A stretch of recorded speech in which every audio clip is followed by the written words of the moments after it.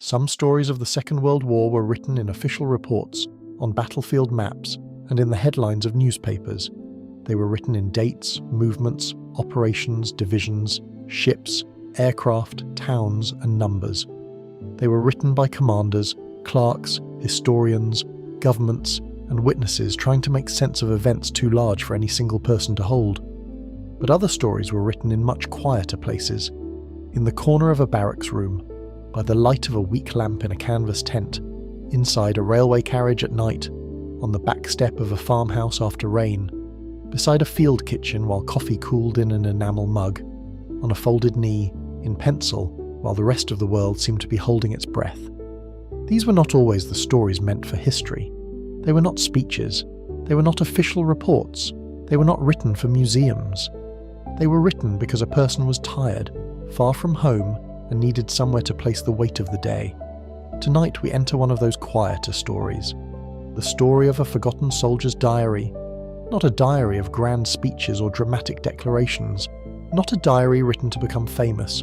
Only a small worn notebook. Brown cover, softened corners, a pencil mark on the first page, a few pages loosened by damp air.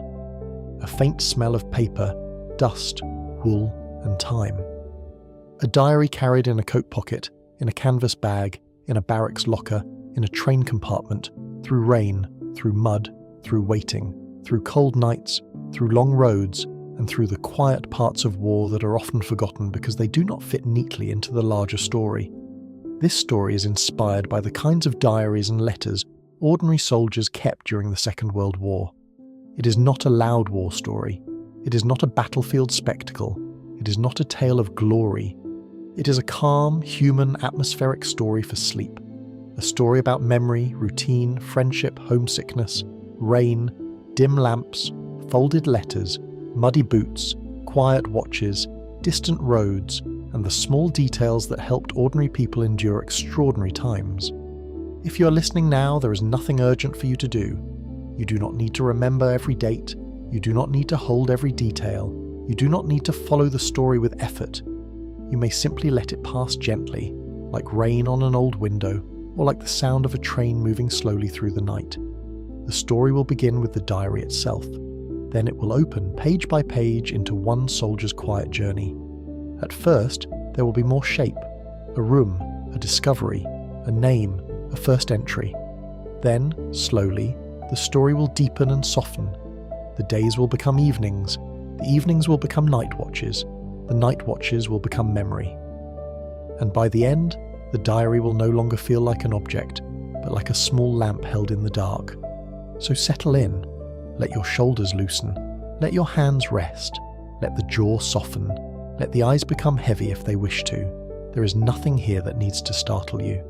Only a quiet historical journey told slowly, only a forgotten diary, only the soft pages of a human life, turning one by one. Many years after the war, long after the roads had been repaired, long after the fields had grown green again, long after the uniforms had been placed in trunks, cupboards, museums and attics, a small notebook was found in a wooden box. The box belonged to an old farmhouse near a narrow road in northern France. The farmhouse stood beside an orchard, not far from a village with a stone church, a low wall and a square where market stalls had once been set up on clear mornings. The house had thick walls, pale stone, dark wooden beams, a roof that had been repaired more than once. In spring the orchard filled with white blossoms, in summer the grass grew high beneath the trees. In autumn, apples dropped softly into the wet leaves, and in winter, the wind moved through the bare branches and brushed against the shutters. The farmhouse had survived the war, though not untouched. One side of the barn still held faint scars in the stone. A beam in the stable had been replaced. A cellar door had been rebuilt after being damaged years earlier. Inside the house, some floorboards creaked with an old tired sound. The kitchen still held the memory of smoke, bread, coffee, soup, raincoats, and people coming in from cold weather. It was the kind of house that seemed to remember more than anyone living in it could explain. The wooden box had been in the attic for decades. It was not hidden dramatically, not buried under floorboards, not locked behind a secret wall. It simply sat beneath a sloping roof, behind a stack of old linen, a cracked picture frame, a few rusted tools, and a bundle of newspapers tied with string. Dust had settled over it. A spider had built a delicate web between one corner of the box and the wall. The wood had darkened with age. When the box was finally carried downstairs and opened, it contained ordinary things: a broken pocket watch, 2 buttons, a small metal spoon. A folded photograph too faded to show faces clearly, several letters tied with blue thread, a ration card, a handkerchief with initials stitched in one corner, and the diary. At first glance it seemed unimportant, small, plain, a thing easy to overlook. The cover was brown and flexible like worn leather or stiffened cloth. The edges were frayed. The pages had darkened toward cream and yellow. A pencil had been kept inside, tucked against the spine, no longer sharp. There was no title on the cover, no dramatic inscription, no bold name, only a faint smudge where fingers had held it many times. When the diary was opened, the first page carried a name written in a careful hand: Thomas Avery. Below the name was a number, perhaps a service number, though some digits had faded. Below that, a date: March 1944. And then, after a space, the first line: "I am writing this because I do not want the days to disappear." That was all. One sentence. Simple. Quiet. But it changed the diary from an object into a voice. "I'm writing this because I do not want the days to disappear." Many people have felt that, though few say it so clearly. The feeling that time is passing too quickly and too heavily. That ordinary moments may vanish unless someone writes them down. That even in war, perhaps especially in war, the smallest things deserve to be remembered. A cup of tea, a wet road, a voice in the dark, a letter from home, a clean pair of socks, a lamp in a tent, a friend laughing quietly, a field after rain, a tired hand resting on a table. Thomas Avery was not famous. He did not command armies. He did not appear in headlines. He was one of the countless young men whose lives were caught by the Second World War and carried into places they could not have imagined as children. From the diary, we learn small things about him, but never everything. He was from a quiet town near the edge of the English countryside.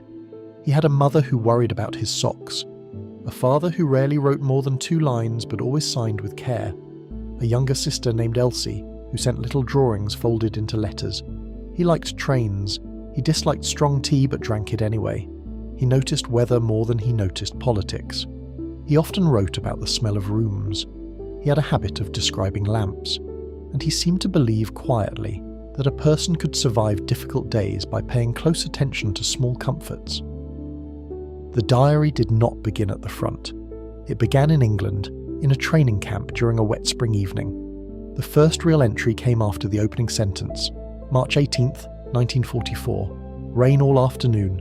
The field beyond the huts is nearly all mud now. Jenkins says even the mud here seems tired. I think he's right. We had stew for supper, not bad if eaten quickly. I received a letter from Mother. She says the garden is waking early this year and that Elsie has drawn a robin for me. I folded it into the back of this book. The entry was short. Most of the early entries were short. But even in those lines, a world began to appear. Rain, mud, huts, stew, a friend named Jenkins, a mother writing from home, a sister drawing a robin, a soldier folding a small drawing into the back of a diary. A training camp in England in 1944 was not peaceful in the ordinary sense. It was full of movement, discipline, shouting at times, drills, inspections, vehicles, weapons, mud, schedules, cold mornings, crowded huts, and the repeated work of preparing men for what was coming. But in Thomas's diary, the camp appears through quieter details. The sound of rain on corrugated roofs, the smell of damp wool coats hung too close together, the scrape of boots near the hut door, the steam rising from mugs in cold air, the line outside the cookhouse, the way men became quiet when mail arrived, the weak light over a table where someone tried to write a letter while 3 others talked nearby, the difficulty of finding a dry place for socks, the comfort of hearing someone snore because it meant at least one man in the room had managed to sleep deeply. On one evening, Thomas wrote about the hut. The hut is long and draughty, with one stove that seems to heat only the boots nearest to it. The roof ticks when rain falls hard. At night, if the wind is right, the whole building gives a small wooden sigh. I used to think I needed silence to sleep. Now I sleep better when I can hear the others breathing. This is one of the reasons the diary feels like a sleep story. Thomas did not always write about action. He wrote about adjustment, about how strange things became familiar, how a drafty hut became a kind of home, how the sound of other men breathing became reassurance, how a stove that did not work well still became the centre of the room, how the mind, under pressure, learned to rest in imperfect places. In the hut, each man had a space, not much of one, a bed, a blanket, a kit bag, a few hooks, a small shelf if he was lucky, a place under the bed for boots, a corner of a shared world. Some men kept photographs pinned or tucked away. Some had books. Some had shaving kits arranged with care. Some lived in disorder. Some folded everything precisely, not because they were naturally neat, but because order gave them a way to feel in control of something. Thomas kept his diary under his folded spare shirt wrapped in a cloth. He did not write every day. Some days were too full, some days too dull, some days perhaps too heavy. But when he wrote, he often began with weather. Rain again, wind last night, cold enough this morning to make the water in the basin feel like ice, clear sky after supper, fog over the training field. Weather was not small talk to him. It was the texture of life. It entered boots, blankets, roads, skin and mood. One day in late March he wrote, "The rain stopped just before evening parade, and for 10 minutes the whole camp looked washed clean. Water ran from the hut roofs. The puddles were full of pale sky. Someone had left a mug on the bench outside and it was half full of rainwater. I nearly threw it away, but for some reason I liked the look of it there. That is the kind of line official history does not keep. A mug half full of rainwater on a bench outside a training hut. Useless perhaps, but seen, and because it was seen, it survived. Tonight we keep it too. The mug, the bench, the rainwater, the pale sky." The training camp washed clean for 10 minutes before mud returned. Thomas's closest friend in the diary seems to have been a man named Arthur Jenkins. Jenkins appears often, usually with a sentence that suggests he had a dry humour and a talent for making discomfort slightly easier. Jenkins says the boots are winning the war against our feet.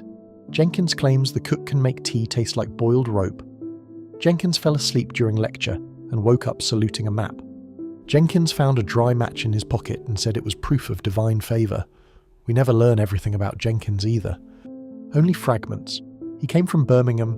He had worked with tools before the war. He could repair small things. He whistled badly. He had a photograph of 2 little boys, perhaps nephews or younger brothers, though Thomas never explains. He could sleep almost anywhere. And he did not like being called Arthur.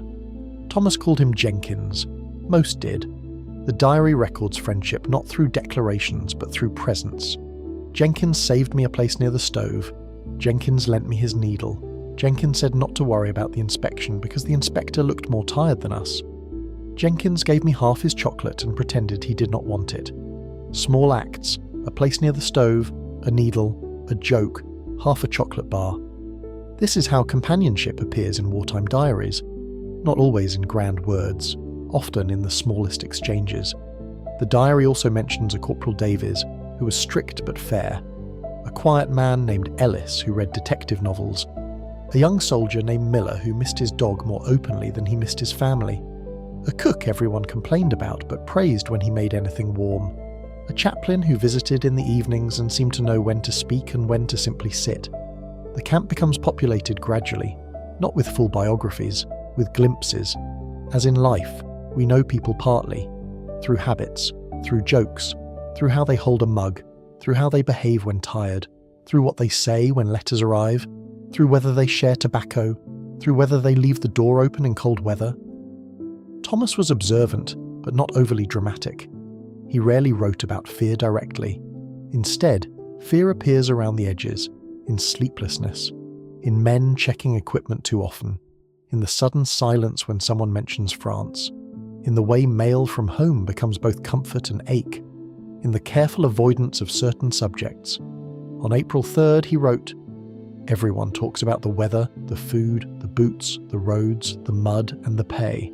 No one talks much about what we all know is coming.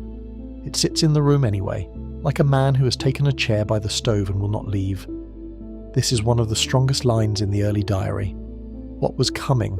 the invasion, the crossing, the movement toward Europe, the unnamed future sitting by the stove. Thomas did not need to name it every time. It was present in the training, in the maps, in the inspections, in the rumours, in the growing seriousness of officers, in the way men listened when vehicles moved at night, in the way the camp seemed to be gathering itself. By April, the training grew more specific.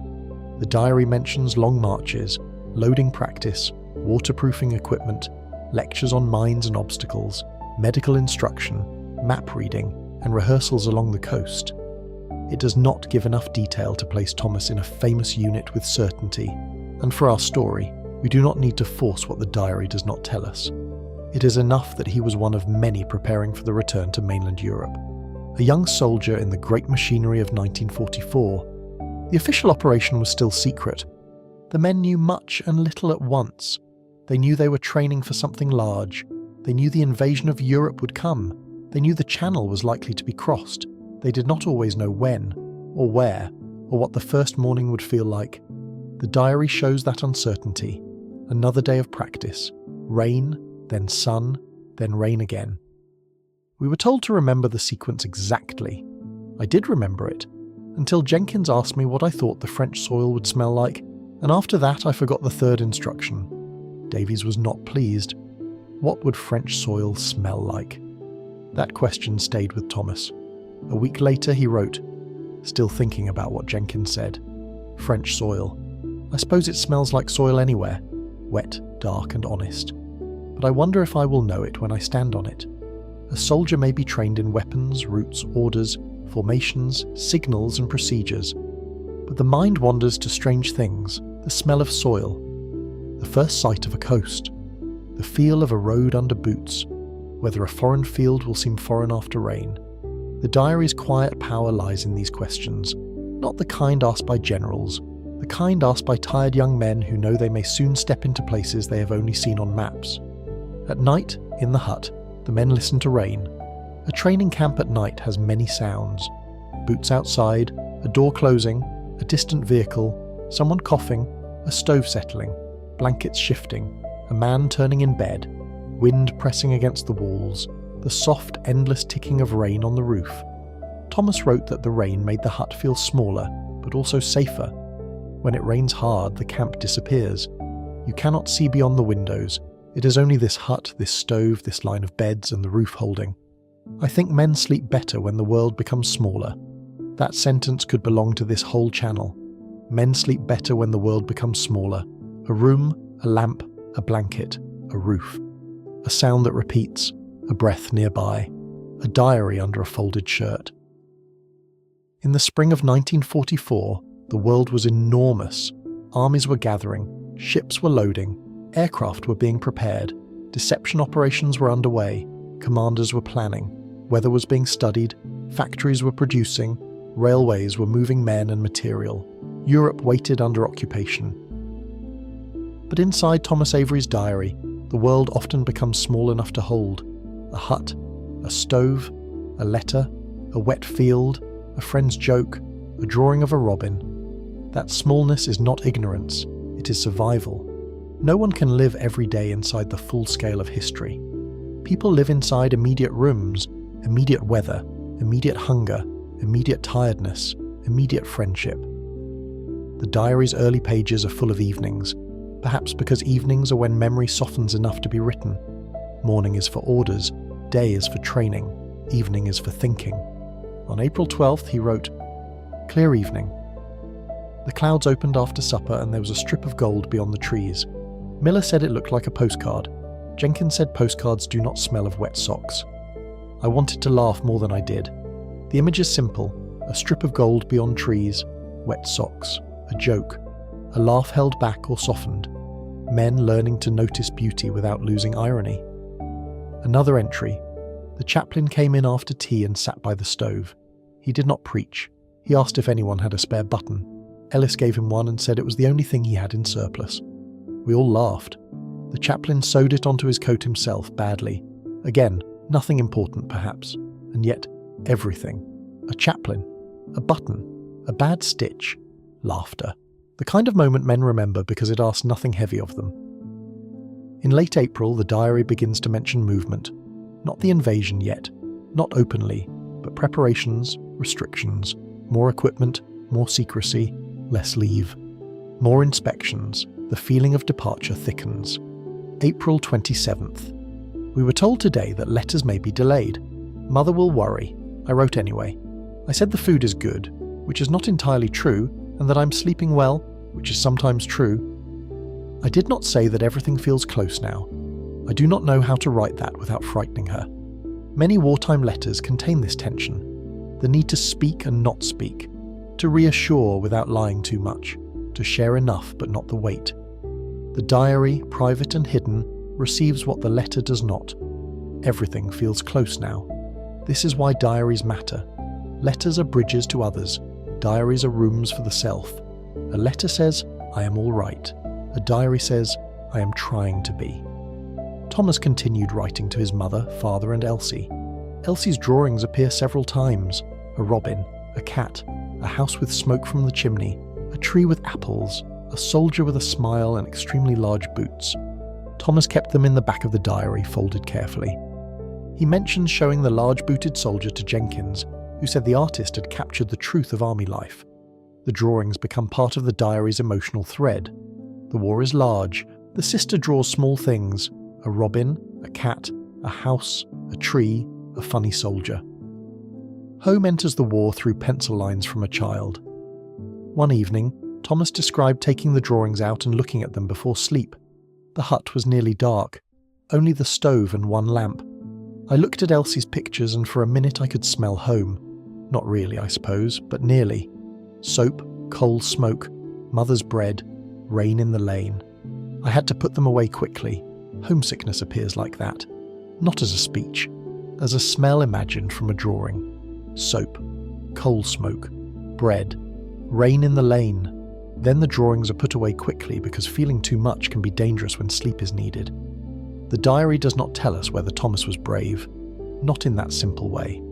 It shows us he was attentive, and attention itself can be a form of courage. To notice beauty when afraid, to write honestly when uncertain, to care about a robin drawing, to describe the sound of rain, to remember a friend's joke, to make a record because he did not want the days to disappear. As May begins, the training camp becomes busier. The diary mentions vehicles at night, roads crowded with movement, crates, waterproofed equipment, rumours, and a sense that England itself was filling with hidden motion. May 5th. We marched near the coast today. Wind hard from the sea. The water looked dark and restless. Everyone looked at it, even those pretending not to. Jenkins said the channel looked like it had heard rumours and did not approve. The channel had heard rumours. It did not approve. A line that could be funny in the mouth of Jenkins and deeply true beneath it. The sea was not a stage waiting politely for history. It was weather, tide, wave, wind, cold and danger. All the planning in the world still had to cross water. Thomas wrote more about the coast after that. The smell of salt, the gulls, the sound of waves at night, training craft, embarkation practice, the strange feeling of looking toward a horizon that was both barrier and road. He did not know when he would cross, but the idea of crossing had entered his body. He dreamed of water several times. May 9th. Dreamed I was on a train, but the tracks were laid across the sea. The carriage was full of wet boots. No one spoke. When I woke, Miller was snoring so loudly I thought the train was still moving. The dream is almost comic and almost haunting. A train across the sea, wet boots, silence, snoring mistaken for motion, the body preparing itself through strange images. By mid-May, Thomas's entries show longer gaps. Perhaps the days were fuller, perhaps secrecy tightened, perhaps he was tired. When he writes again, the tone is slightly different. May 17th. We moved today, not far, or perhaps far. Hard to tell from the back of a lorry under canvas. Rain on the cover, men asleep in odd shapes. I watched a drop of water travel along the inside seam above my head for 20 minutes before it fell on Jenkins. He said this was targeted enemy action. The movement under canvas gives us another sleep image, a lorry in rain, men asleep in awkward positions, the sound of tyres on wet roads, a drop of water travelling slowly along a seam, falling on Jenkins, a joke in the dark, The journey continues. The diary does not name every place. It may deliberately avoid them. But we can feel the south of England filling with troops and equipment before D-Day. Roads busy with military traffic, villages seeing convoys pass, fields filled with temporary camps, harbours crowded, airfields active, railway stations carrying men towards sealed areas. To civilians living nearby, the signs of something enormous were visible even if details were hidden.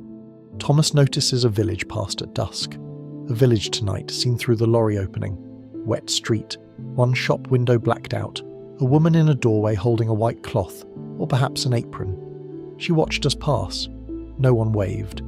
It felt more serious because no one waved. This is a beautiful detail. No one waved, and because no one waved, the moment felt more serious. Sometimes silence says more than cheers. The woman in the doorway may not have known exactly where they were going, or perhaps she knew enough. The soldiers under canvas did not wave. They passed through the wet street. The war moved on wheels through a village at dusk. In late May, the diary entries become even more focused on waiting. May 23rd, we are in a place of fences, signs, guards and mud. Always mud. The tense smell of canvas and damp socks. We are told very little, which makes everyone say a great deal. I have heard 6 versions of where we are going, all from men who know nothing. The sealed camps before D-Day were full of uncertainty and rumour. Men were briefed more specifically as the time approached, but secrecy remained crucial. Thomas writes about the way rumour becomes entertainment and burden. One man says Calais, another says Normandy, another says Norway, and everyone tells him to go to sleep. Jenkins says we will land in a field behind the cookhouse and declare victory over breakfast. Humour continues, because humour gives men a little room to breathe. The diary's first block, this beginning of the story, is not yet in France. It remains in England, in training camps, huts, lorries, wet roads, sealed areas, and the long wait before departure. That is intentional. A forgotten soldier's diary must begin not with the famous day, but with the ordinary days before it. Because the ordinary days are what make the famous day human. A soldier does not appear suddenly on a beach or road. He comes from a home, a town, a family, a training camp, a hut with a bad stove, a friend who jokes about mud, a sister who draws robins, a mother who worries about socks, a lorry ride in rain, a long evening under canvas, a letter that says, "I am sleeping well," when he is not always sleeping well. The diary brings all of that forward. On May 29th, Thomas wrote one of the longer early entries. I think I understand now why men keep talking about small things. Boots, tea, socks, razors, rain, the stove, Jenkins' impossible snoring. If we talked only about what is coming, no one would sleep. Small things are like stones in the hand. You can hold them. You can feel the shape of them. You cannot hold the future that way. Small things are like stones in the hand. This line becomes a key to the whole story. The diary itself is such a stone, a small thing held against the future. The future was too large, the invasion too large, the war too large, but a notebook could be held, a pencil could be sharpened, a page could be written, a cup could be warmed, a blanket could be pulled higher, a friend's joke could be remembered, a sister's drawing could be folded into the back cover. The first part of this story ends in the days just before the invasion, though Thomas did not yet write the word D-Day. June 2nd. Rain again. We cleaned equipment most of the morning. The sky stayed low. Jenkins said if we wait much longer the mud will become our commanding officer. I wrote to Mother. I did not know what to say, so I described the rain. Rain is always safe to describe. Rain is always safe to describe. There is wisdom in that too. When the heart cannot speak directly, it speaks through weather. Dear Mother, it has rained again.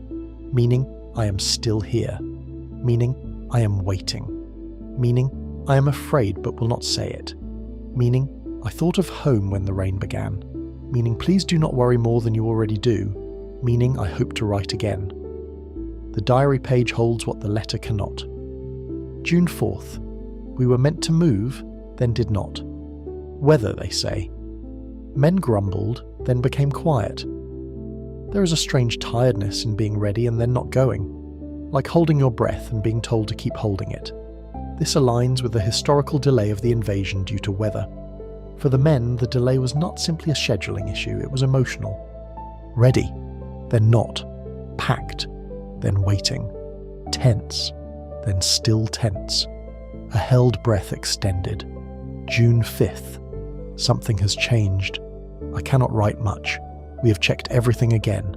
I have put Elsie's robin in the back of the diary and wrapped the diary in cloth. Jenkins gave me a pencil because mine is nearly finished. He said I should write something cheerful when we get there, such as, French mud is superior to English mud in both texture and ambition. I told him I would quote him exactly. Then, after a small space, Thomas added, I do not know when I will write next. If I can, I will. That is where the first section of the diary pauses, not ends, pauses. A soldier in a sealed camp, the invasion about to begin, a diary wrapped in cloth, a child's robin drawing tucked in the back, a pencil from a friend, rain in the recent pages, mud everywhere, the future too large to hold, and yet a small notebook held carefully. The night before departure gathers around him. Somewhere outside, engines move, men are called, orders pass, the channel waits, the ships wait, the landing craft wait, the aircraft wait. Normandy waits in darkness across the water. Thomas Avery is not yet on the beach, not yet in the bocage, not yet in the long inland roads. He's still in the before, the waiting, the human beginning, the small room before history opens. If you're listening now, let this first part settle. Not as a war scene, as a room of memory, a hut in rain, a stove glowing weakly, beds in a line, wet boots beneath them, a diary under a folded shirt, a friend laughing softly, a mother's letter, a sister's drawing, a mug of tea, a lorry under canvas, a village street at dusk, a sealed camp near the coast, the feeling that something enormous is coming but has not yet arrived. This is where the forgotten soldier's diary begins, not with noise, not with battle, but with rain, with mud, with a pencil, with a young man writing because he does not want the days to disappear. The first pages are quiet, and because they are quiet, they bring us close. The diary remains open on a table many years later. The handwriting leans slightly to the right. Some words are smudged, some lines are faded, but the voice remains, calm, observant, tired, human. The page from June 5th rests beneath the reader's hand. I do not know when I will write next. If I can, I will. Outside the old farmhouse where the diary was found, rain begins to fall softly in the orchard. Not the same rain, not the same year, but rain all the same. It taps on leaves, darkens the stone path, gathers in the grass, touches the roof above the attic where the diary slept for decades. And for a moment, past and present seem to sit quietly together. A young soldier waiting in 1944, an old farmhouse remembering, a diary open in warm light, rain outside, the story has only begun. The next pages will carry Thomas toward departure, toward the Channel, toward France, toward the long roads of war and memory. But for now, we rest with the beginning, the hut, the rain, the drawing of the robin, the pencil given by Jenkins, the small sentence that started it all. I am writing this because I do not want the days to disappear, and tonight, for a little while, they do not. The next page of the diary begins with motion. Not a dramatic motion at first, not a charge, not a sudden crossing into history. Only the slow, practical movement of men being gathered, counted, loaded, checked, and sent forward through the hidden machinery of a great operation. Thomas Avery did not write a date at the top of that page, only a line pressed harder than usual into the paper. We moved before dawn. The entry continued beneath it. No one said much. The camp was awake before the sky, lamps under covers, boots in mud, vehicles waiting with engines low. I could hear men coughing in the dark and the soft clatter of equipment being lifted into lorries. Jenkins said it felt like the whole country was trying not to wake the neighbours. The whole country trying not to wake the neighbours. That was how Thomas remembered the departure.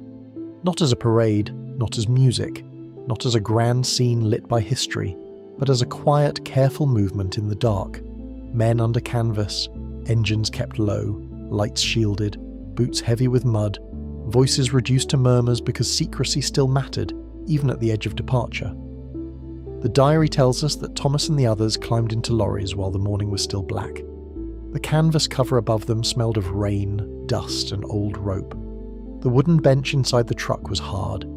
Men sat close together with packs between their knees, rifles resting carefully, helmets knocking softly when the vehicle moved. No one had enough room. No one complained much. A few men tried to sleep as soon as they sat down, heads falling forward, bodies swaying with the road. Others stared through the small opening at the back of the lorry, watching the camp lights fade. Thomas wrote that he saw the stove smoke from one of the huts rising into the dark, and felt, unexpectedly, that he was leaving something almost like home. That is one of the strange truths of human life. Even temporary places can become dear when a person has waited there long enough. A hut with drafts, a bad stove, wet boots, mud outside the door, men snoring, men complaining, men laughing. A place can be uncomfortable and still become part of you. As the lorry moved away, Thomas thought of the hut's sounds: rain on the roof, the stove settling, Jenkins making jokes near the door, Miller talking about his dog, Ellis turning the pages of his detective novels, the chaplain sewing a button badly, the mug half full of rainwater on the bench, small things already becoming memories. The convoy moved through dark roads toward the coast. The diary describes villages passed before dawn, not by name, only as glimpses: a row of cottages, a church tower black against the low sky, a petrol station with its windows dark. A woman on a bicycle stopped at the side of the road watching the lorries pass, a dog barking once from somewhere behind a wall, a railway crossing where the convoy waited for several minutes in complete silence. Thomas wrote that he could hear the rain dripping from the canvas above his head and landing on a metal buckle near Jenkins' boot. Drop, pause, drop, pause, drop. Jenkins whispered that the buckle had better not rust before France, because it had not yet seen the world. Even then, humour remained. Small, dry, almost invisible. Not because anything was easy, but because a joke could put a little space between a man and his thoughts. The lorries continued. The road curved through the countryside of southern England, though most of it could not be seen clearly. The blackout kept villages dim. The morning had not yet broken. The convoy headlights were controlled. The world appeared in fragments.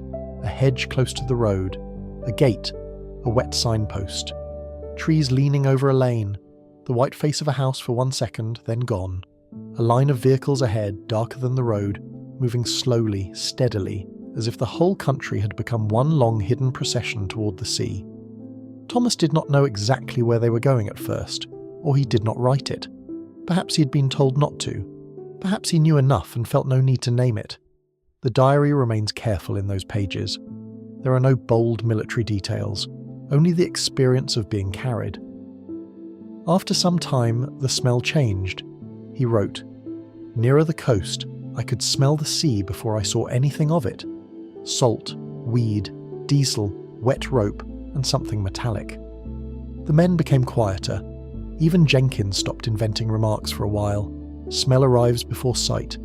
That is often how the sea enters a story. Before the water appears, it changes the air.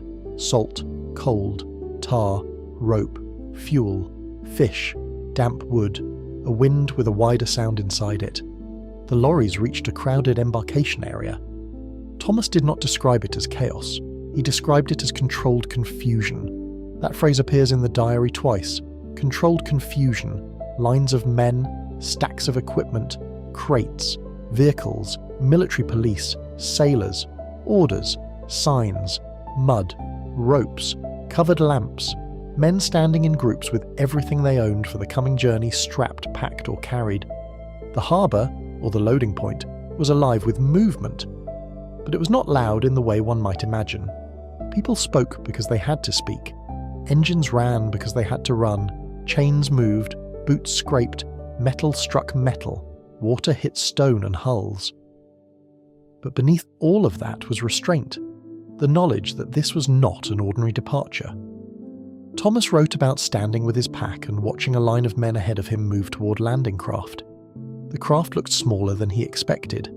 That detail appears plainly. They look too small for history. A landing craft is not a cathedral, not a monument, not an idea. It is metal, function, ramp, engine, fuel, wet deck, space for men, and a front that will open. For the soldier about to enter it, the craft may look too small to carry the weight of what everyone has been waiting for. Thomas touched the diary through the cloth in his pocket. He checked it once, then again. He had Elsie's robin in the back pages. Jenkins noticed and said, "If the bird gets to France before I do, tell it to save me a dry seat." Thomas wrote that he laughed, but only a little. The embarkation process took time. War is full of waiting at the edge of movement. Men were checked, sorted, directed, moved, stopped, moved again, told to stand there, told to wait, told to follow the line, told to hold, told to board.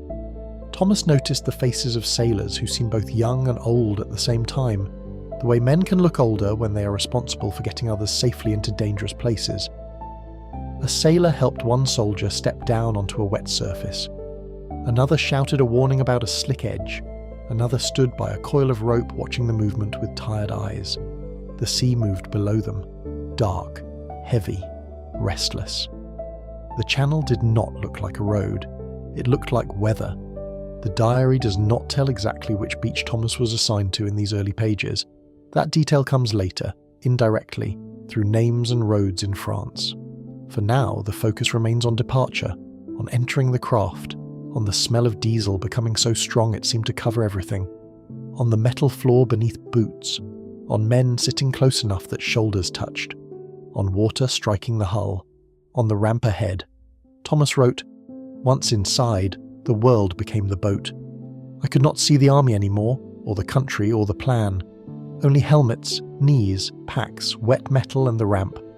I thought of the hut and could not believe I'd complained about the stove. That is how the large operation became small again. The invasion fleet outside was enormous. Ships gathered across the water. Commanders calculated, aircraft prepared, minesweepers worked. The largest amphibious operation of the war was unfolding. But for Thomas Avery, sitting inside a landing craft, the world was helmets, knees, packs, wet metal, and the ramp. History often enters the body through narrow places. A landing craft, a railway carriage, a hospital corridor, a cellar, a truck under canvas, a bunk aboard a ship, a tent in the rain. The scale outside is vast, but the human experience is enclosed. The craft did not depart immediately. More waiting, more water against metal, more men shifting their weight, more attempts to find a position that hurt less, more checking of equipment. Thomas described Miller closing his eyes and whispering something about his dog. Ellis had brought a small book but did not open it. Jenkins stared at the ramp and said that whoever designed it had not considered aesthetics. No one answered. The craft moved slightly with the swell, then settled, then moved again. A man near Thomas was sick into the water before they had even left. No one mocked him. Seasickness had already become part of the crossing before the crossing truly began. Eventually engines changed tone. Ropes were handled. The craft began to move, not quickly at first. It separated from the dock or the side of the larger vessel, turned, and entered the slow, crowded flow of boats and ships heading into the channel. Thomas wrote very little for the actual first part of the crossing. The words are spaced out as if written later from memory, not in the moment. Sea rough, men quiet, diesel everywhere. Could not see much.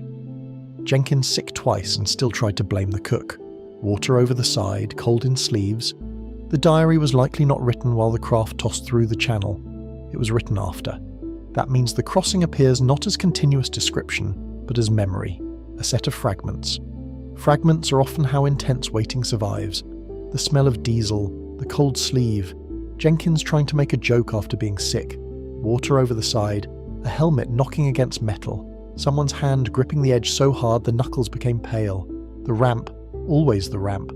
At some point, perhaps when the craft moved farther from shore and became part of the wider night crossing, Thomas heard aircraft overhead. He wrote, "Planes going over, could not see them well, only heard them. A long sound above the cloud, like the sky itself had machinery in it. The sky itself had machinery in it. That line carries the feeling of the night before D-Day. The sea below full of ships, the sky above full of aircraft, the coast ahead still dark, the world becoming mechanical and human at the same time. Above him, paratroopers and aircrews were already moving toward Normandy. He did not see them clearly. He heard the long sound. The sky had machinery in it. The landing craft continued through the rough channel. The diary mentions men trying to sleep in impossible positions, a chin on a chest, a helmet against a shoulder, a pack used as a pillow, a man half asleep and half seasick. The body, when exhausted, steals sleep even from discomfort. Thomas did not sleep much. He wrote that he tried to think of home but could only think of the hut, because the hut was closer in memory than home at that hour. This is an important emotional truth. When a person moves through an extreme moment, home may be too far away to imagine directly. The last safe place becomes easier to remember. The hut, the bad stove, the mud, the men laughing, the rain on the roof. Home behind that becomes almost too tender to hold. So the mind chooses something nearer, something less painful. Thomas thought of the hut, then the lorry, then the woman in the village doorway, then the sea beneath the boat. The diary says, "I tried to picture Mother's kitchen, but it would not stay. The stove in the hut came instead, which is ridiculous because it was a useless stove. Perhaps even a useless stove is dear once you have left it. Perhaps even a useless stove is dear once you have left it." The crossing lasted through darkness toward dawn. The craft rose and fell. Men endured. Some were sick, some silent, some prayed. Some looked at watches they could barely see. The sense of time became strange. Every minute seemed long. The whole night seemed compressed. Thomas wrote that the sea made time useless. A watch tells the hour, but not how long a wave lasts inside a man. That is another line where the diary feels almost too thoughtful for a soldier in the middle of events. But diaries often become thoughtful afterward. Memory shapes experience into sentences. A wave lasts as long as it lasts in the body. A night lasts as long as fear and cold make it last. The first hint of dawn came without beauty. No sunrise in gold, no clear horizon.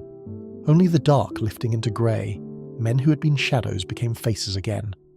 Wet faces, pale faces, tired faces. The craft ahead and beside them became more visible. Other landing craft, larger ships farther off, smoke or mist in the distance, a sea the colour of metal, the channel in mourning. Thomas wrote, "When it grew light, everyone looked worse. Darkness had been kinder. The line is almost humorous, almost sad. Darkness had hidden exhaustion. Light revealed it. The men looked at one another and saw what the night had done. Wet uniforms, grey skin, tight mouths, eyes that had not slept, helmets shining with spray, hands stiff from cold. Still, the light also meant they were nearer. The coast would appear. That was the promise and the fear. At some stage, the craft transferred or joined the approach toward the assigned beach. The diary becomes less clear here, perhaps because Thomas wrote later and did not know all the movements. He describes waiting again, more waiting, always waiting, the sea between ships and shore. The craft circling or holding, men told to prepare, men told to stay down, men told nothing for a long time, the sound in the distance growing. A soldier asked if anyone could see France. Someone said yes. Someone else said that was not France, only smoke. Jenkins said if that was France, it needed a better welcome committee. No one laughed much. Thomas wrote that he finally saw the coast as a dark line. A line. After all the training, all the secrecy, all the rumour, all the rain, all the mud, all the waiting, France appeared first as a line. Low, grey, distant, almost disappointing in its smallness. And then, as they moved closer, it became more.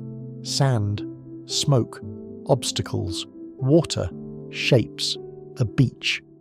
The diary does not describe the landing itself in this part. The entry breaks off. Perhaps he stopped writing because events overtook the page. Perhaps he later chose not to write it directly. Perhaps the landing was too difficult to turn immediately into words.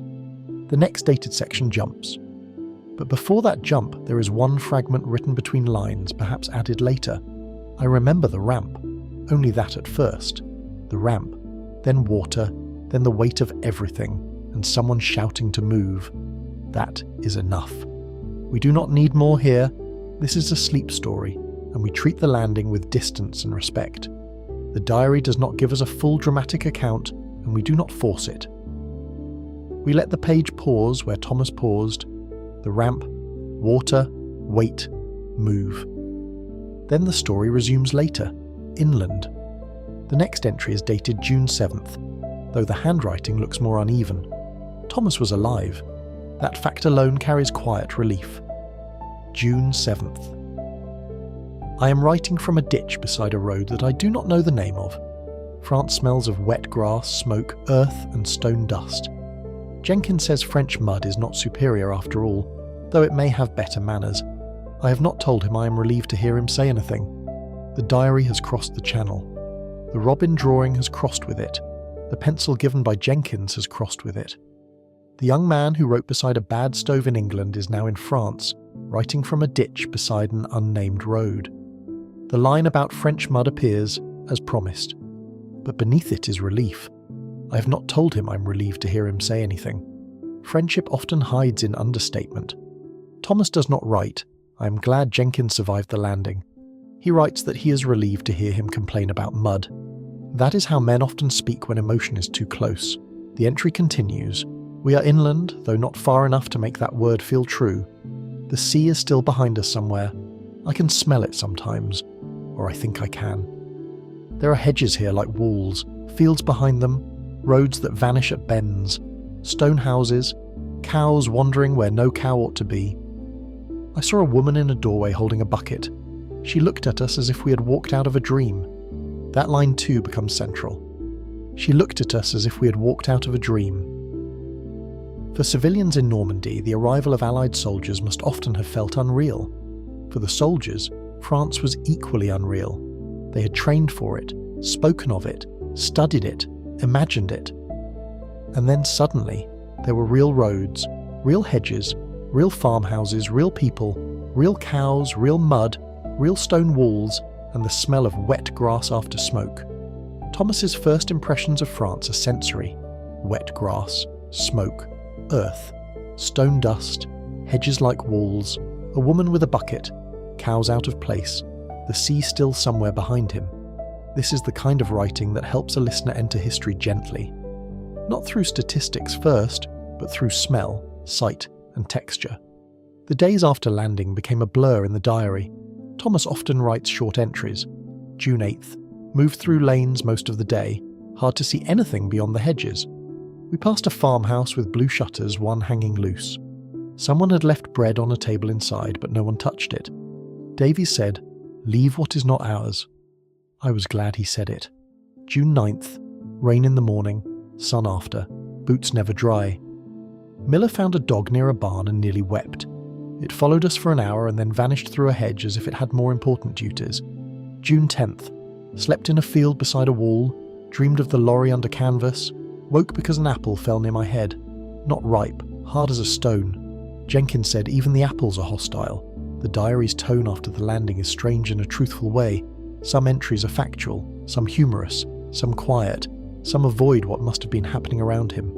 This is common in personal writing under strain. A person may not write the hardest thing. He may write the apple, the boots, the dog, the blue shutter, the bread no one touched. The body and mind choose details that can be held. Small stones in the hand. The war around Thomas is present, but often indirect. Distant firing, a road blocked, a unit delayed, a field avoided, an aid station in a barn, a man carried past under a blanket, a church damaged, a villager pointing silently toward a safer lane. The diary does not pretend the world is peaceful, but Thomas's attention keeps returning to the human and the sensory. On June 11th, he wrote about a Norman barn where the unit paused. Barn tonight. Hay in the loft, though most of it smells damp. We are not alone in it. 2 hens, 1 cat, and Miller's opinion that the cat is judging us. There is a hole in the roof where rain comes in, but only in one place. Ellis has put his helmet under it and says this is modern plumbing. This could almost be a comic scene. A barn, hens, a cat, a leak, a helmet catching rain, men joking in exhaustion. And yet, the context makes it tender. They are in France, in a campaign, sleeping where they can. The cat judging them becomes part of the memory. The helmet under the leak becomes modern plumbing. War has not removed humour, because humour is one way human beings keep themselves intact. The same entry ends with a softer line. I can hear the guns far off. The cat does not seem concerned. I envy the cat. No drama. Only distant guns and a cat indifferent to history. The cat belongs to the barn. The soldiers are passing through. The land has its own life, disrupted but not entirely erased. Thomas began to notice Normandy's villages. He rarely named them at first, perhaps because he did not know the names or did not want to write them. He described stone houses with shutters, wells in courtyards, apple trees, narrow roads, shrines at crossroads, barns with dark interiors, and church towers that appeared and disappeared behind hedgerows. He writes, "The villages seem made to keep secrets. Stone walls, closed shutters, narrow doors. Then a child appears from nowhere and stares at us as if we are travelling theatre. This mixture of secrecy and curiosity feels right for a countryside under occupation and battle. People hiding and watching, children appearing, soldiers passing, language barriers made contact small, a nod, a hand gesture, a cup of water, a word of thanks mispronounced, a smile." Thomas records receiving water from an old woman. "She gave us water from a bucket, 1 cup at a time. Her hands shook, but not from fear, I think. Age, perhaps, or too much history." Jenkins said Mercy so badly that she smiled. I liked him for that. Again, the diary does not need a large emotional statement.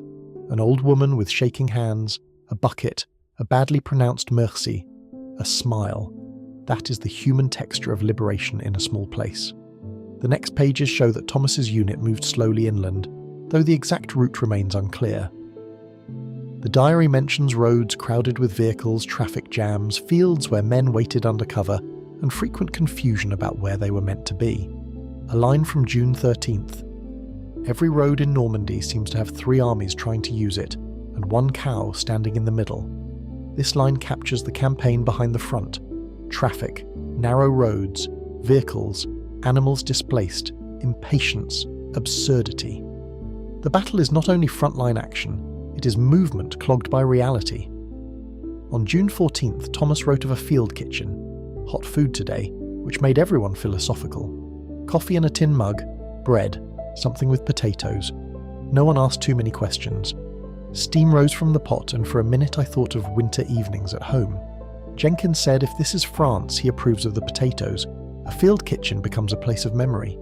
Steam from a pot carries Thomas home. Food makes everyone philosophical. In a long campaign, meals become anchors. They tell the body that it has not been forgotten. A warm drink can shift the whole mood of a group of exhausted men. The diary's entries around this time become slightly longer at night. Perhaps Thomas had more opportunities to write after the first shock of landing. Perhaps he needed the diary more. June 15th. It rained again. Not hard, but steady. The kind that gets into cuffs and collars in the folds of the blanket. We spent most of the evening under a tarpaulin beside a stone wall. Miller talked about his dog. Ellis tried to read, but gave up because the pages were damp. Jenkins sharpened my pencil with his knife and said a writer must be supplied or civilization collapses. I told him I am not a writer. He said no, but I am the nearest available thing. This is a beautiful continuation of their friendship. Jenkins sharpening Thomas's pencil. A joke about civilization. Thomas denying he is a writer. Jenkins saying he is the nearest available thing. The diary exists partly because someone else noticed its importance. A friend keeping the pencil sharp. A small act of care. The entry continues. I do not know why I keep writing. Perhaps because the days already blur. England feels far away, though it has been no time at all. The beach feels far away too. Everything becomes far away quickly except what is directly in front of you. Tonight that is rain on canvas, Ellis's damp book, Miller's dog story, Jenkins's knife, and the wall at my back. This is another key theme. Everything becomes far away quickly except what is directly in front of you. The campaign moves through time in fragments. The beach already feels distant, England even more, home almost dreamlike. Only rain, book, dog story, knife, wall, immediate objects. The diary catches them before they vanish. On June 16th, Thomas described his first night watch in France in some detail. This is where the script begins to slow slightly, because night watch is natural sleep story material. Watch after midnight, lane near orchard. Rain stopped, moon behind cloud. Could smell apples though none are ripe yet. Hedges black on both sides. I could hear someone coughing in a house far off. Then a cow, then nothing. The silence here is never empty. It is full of waiting. The silence here is never empty. It is full of waiting. A soldier on watch stands in a lane near an orchard. The rain has stopped. The moon is behind cloud. The hedges are black. Someone coughs in a distant house. A cow shifts. Then nothing. But the nothing is full of waiting. In a sleep story, we can hold this image for a while. Thomas standing in a Normandy lane at midnight. Boots damp, coat collar up, helmet low, hands cold. The diary and pencil tucked away. The orchard beside him. Apple leaves dark above the wall. A farmhouse beyond the lane. Maybe a faint lamp hidden behind shutters. The distant sea no longer audible, but still somewhere behind them. The front somewhere ahead. The past somewhere across the channel. The future hidden beyond the next hedge. A watch is not action, it is attention. The body stays still while the mind listens. A branch moving, a drop falling from a leaf, the shift of equipment, the breath. The small creak of a leather strap, a cow, a cough, a distant engine. Then again, silence. Thomas wrote that he thought of the training hut during that watch. Not home, the hut.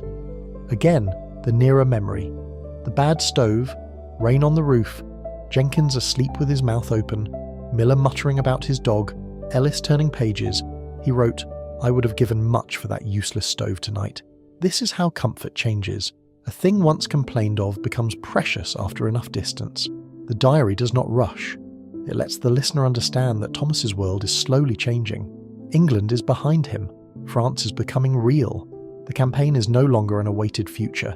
It is the daily present. Mud, roads, hedgerows, barns, fields, rain. A friend sharpening a pencil. A woman with a bucket. A cat in a barn. A night watch in an orchard lane. The next pages show movement toward a larger concentration of troops. Thomas describes roads packed with vehicles, signs nailed to posts, military police directing traffic, and units passing one another without knowing where each had been or where each was going. June 18th. Road all day. Dust when dry, mud when wet, and today, both somehow. Trucks, tanks, ambulances, motorcycles, men on foot, men riding on anything that moves. A French boy watched us from a wall and counted vehicles until he grew bored. I cannot imagine reaching a number large enough for all this. This gives the sense of Normandy as a machine of build-up. The invasion has become movement inland. The diary begins to mention names that help us place the campaign, though not always precisely. Bayeux, Caen spoken of often. Saint-Lô not yet close but mentioned by someone. Cherbourg in rumours. The bocage described more and more. Thomas writes on June 20th, "The hedges are not hedges as we know them. They are old walls pretending to be plants. Jenkins says they have been waiting centuries to inconvenience soldiers. Old walls pretending to be plants. Again, humour and truth. The bocage becomes a character. Tall, dense, ancient, inconvenient, beautiful in the wrong hour. Thomas notices wildflowers growing at the base of hedges. He notices snails after rain. He notices that birds return quickly after movement passes. He notices that cows stare at soldiers with what he calls unreasonable calm. He writes about a small chapel by a road, its door damaged, a candle still burning inside. June 22nd. We passed a little chapel, hardly bigger than a shed. Door cracked, one window gone, but a candle inside still lit. No one spoke as we passed. I do not know who lit it. Perhaps that is the point. A candle in a damaged chapel. No explanation, no speech. A place of quiet in a moving army. The diary is full of such small, sacred pauses. On June 23rd, Thomas receives mail. The entry changes tone. Letters today. Mother says the garden has too many weeds and father has repaired the back step badly but insists it is sound. Elsie sent another drawing. A cat this time, with a helmet on. I showed Jenkins and he said the cat has more military bearing than Miller. Miller said his dog could defeat it. For 10 minutes we were home. For 10 minutes we were home. This is perhaps the emotional centre of Block 2. Mail creates a temporary room of home inside the campaign. A garden with weeds, a father repairing a step badly, a sister drawing a cat with a helmet, Jenkins making a joke, Miller defending his dog, men in Normandy laughing about a child's drawing. For 10 minutes the war loosens. The diary records that Thomas folded the cat drawing with the robin. The back of the diary now held two small pictures, a robin and a cat in a helmet. The story of the soldier becomes the story of the diary as container. Not only words, drawings, letters, repressed memories, maybe a small leaf later, maybe a photograph. The diary is a portable home. The next pages show fatigue deepening. The early novelty of France fades. The long campaign becomes real. June 25th. I have learned that tiredness has layers. There is the tiredness of marching, the tiredness of waiting, the tiredness of being wet, the tiredness of listening for sounds, and the tiredness of pretending not to be tired. The last is the heaviest. This is another strong line.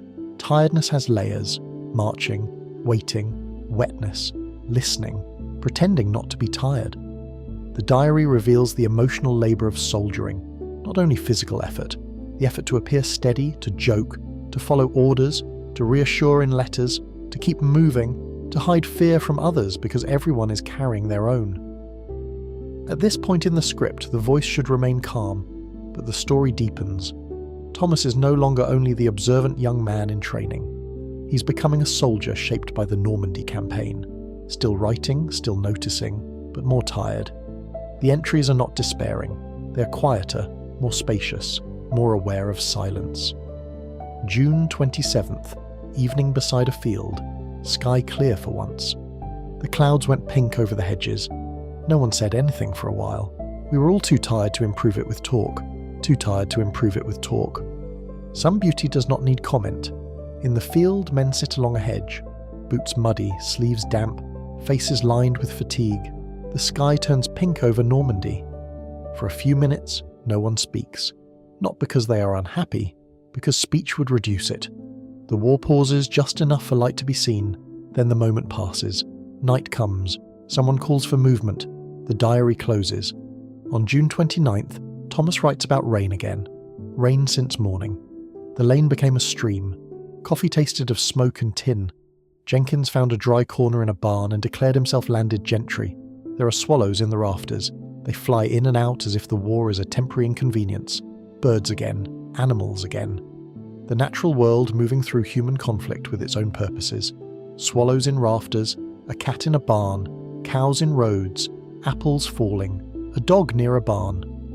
These details soften the war without denying it. They give the listener places to rest. They remind us that the land is alive around history. The end of Block 2 should bring Thomas toward a more settled rhythm in France, preparing for the deeper night watch and emotional sections in later blocks.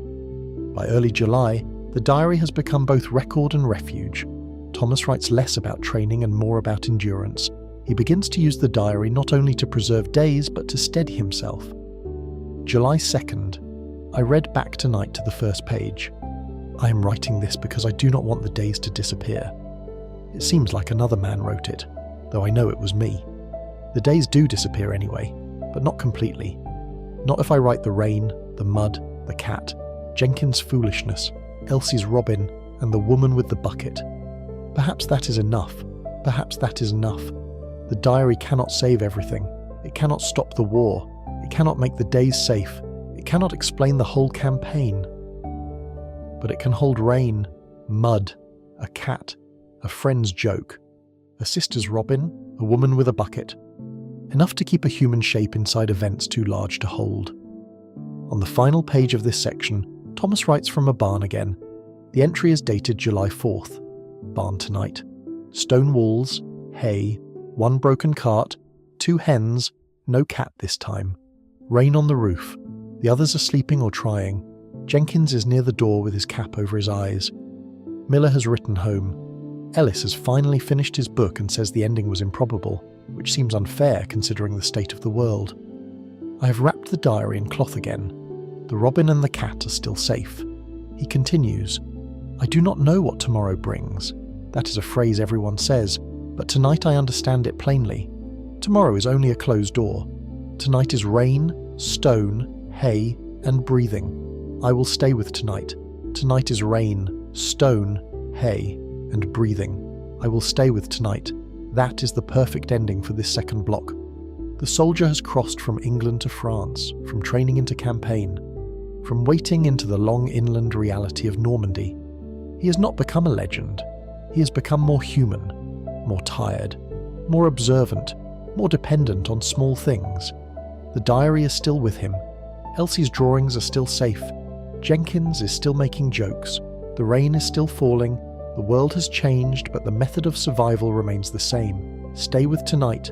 The barn, the stone, the hay, the breathing of men trying to sleep, the diary wrapped in cloth, the pencil sharpened by a friend.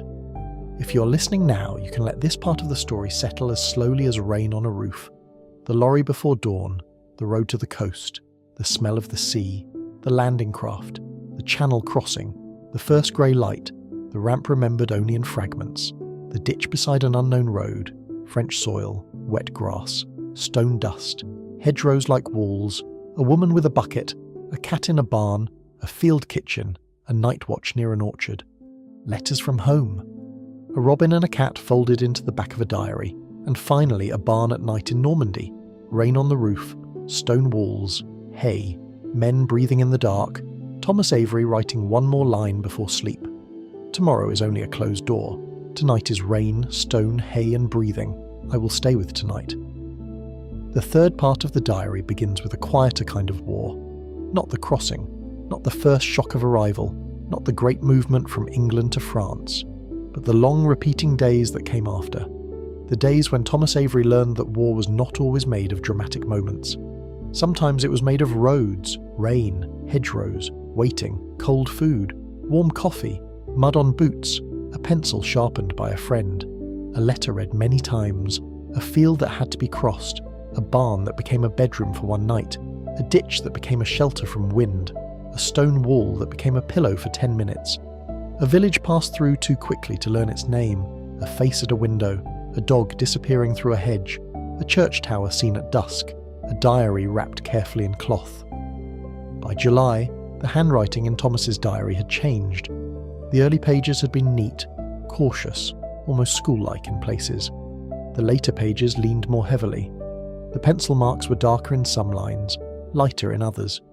Some entries were written across uneven surfaces, perhaps on a crate, a knee, the floor of a barn, the side of a vehicle, or a mess tin turned upside down. A few words were smudged by rain. A few sentences stopped before they were complete. Some pages held only weather. Others held names: Jenkins, Miller, Ellis, Davies, Mother, Elsie. Sometimes Thomas wrote in the evening, sometimes after midnight, sometimes at dawn, before movement began again. The diary no longer felt like something he carried. It felt like something carrying him, a small steady place where he could return when the days blurred. On July 6th he wrote, "We're in another barn tonight, or perhaps the same barn moved to another village to confuse us. Stone walls, low beams, a smell of straw, damp wood, and animals that were here before us and will probably outlast us." Jenkins says the hens look disappointed in the army. I think most hens do. The line is light, almost playful. But below it, after a small gap, Thomas added, "I am tired in a way that does not leave after sleep." That is the first time he writes it so plainly. Not tired after a march, not tired after a night watch, not tired from rain or bad food, tired in a way that does not leave after sleep. The diary begins to understand fatigue as a landscape of its own, a place through which the men move every day. The campaign continued around them, but Thomas's attention often narrowed to daily routines: where to sleep, where to find water, whether the boots would dry, whether food would arrive warm, whether the road ahead was passable, whether the mail had come, whether Jenkins was still joking, whether Miller had found another animal to worry about, whether Ellis had found another book, whether the rain would stop before evening. These were not small concerns to those living them. They were the structure of survival. A soldier might be part of a great campaign, but he still needed socks, food, sleep, water, a dry match, a working pencil, a friend nearby, a moment to write. The diary teaches this slowly, again and again. War reduces life to essentials, and then those essentials become precious. On July 7th, Thomas describes a morning in the bocage. Morning mist. The hedges were white at the top and black beneath, like walls in a dream. We moved before breakfast and no one said much. The road was narrow and sunken with roots showing in the bank. Water dripped from the leaves. Somewhere a cow was making a complaint to the universe. The images quiet. Mist along the hedgerows. A sunken road. Roots exposed. water dripping from leaves, a cow complaining somewhere beyond sight. This is how Normandy appears in the diary, not as a military diagram, as a wet, enclosed, living place. The bocage was no longer new to Thomas by then, but it still felt strange. He wrote that a man could be only 10 yards from another field and feel as if he were in another country. The hedges broke the world into compartments. Each field had its own air, each lane its own sound. A village could be close enough to hear a church bell, yet invisible behind trees and banks. The land concealed everything: men, vehicles, animals, houses, roads, weather, even time. In open country, a person can look ahead and imagine distance. In the bocage, the next hedge is the horizon. Thomas wrote, "I used to think the horizon was where the sky met the earth. Here the horizon is whatever hedge is in front of you." This line stayed in the diary as one of its clearest observations. The horizon becomes the hedge. The future becomes the next field. The whole campaign becomes a series of green walls. For a sleep story, this image can be held gently. A narrow lane, wet leaves, soft mist. The world reduced to the next bend, the next hedge, the next breath, the next quiet instruction. The men moved in that world day after day, sometimes advancing, sometimes waiting, sometimes moving back to rest or reorganize, sometimes helping carry supplies, sometimes guarding a road, sometimes sleeping in places too temporary to remember clearly. The diary does not explain every mission. It is not a tactical record.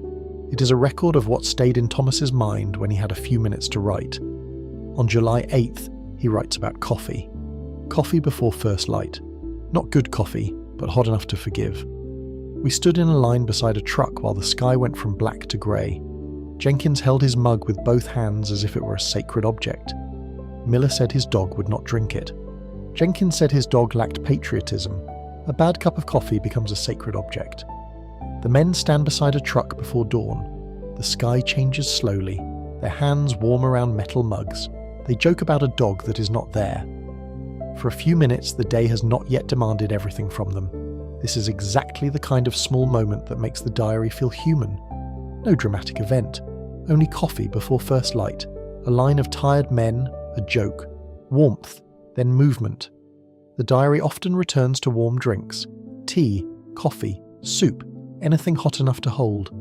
Thomas did not care much for strong tea in England, but in France he drank whatever was given. He wrote, "There are hours when the taste of a thing no longer matters, only that it is warm and in your hands." This is a sleep story sentence. Warmth in the hands, a small point of comfort, a body reminded that not everything is cold. On July 9th, the unit spent part of the day near a village.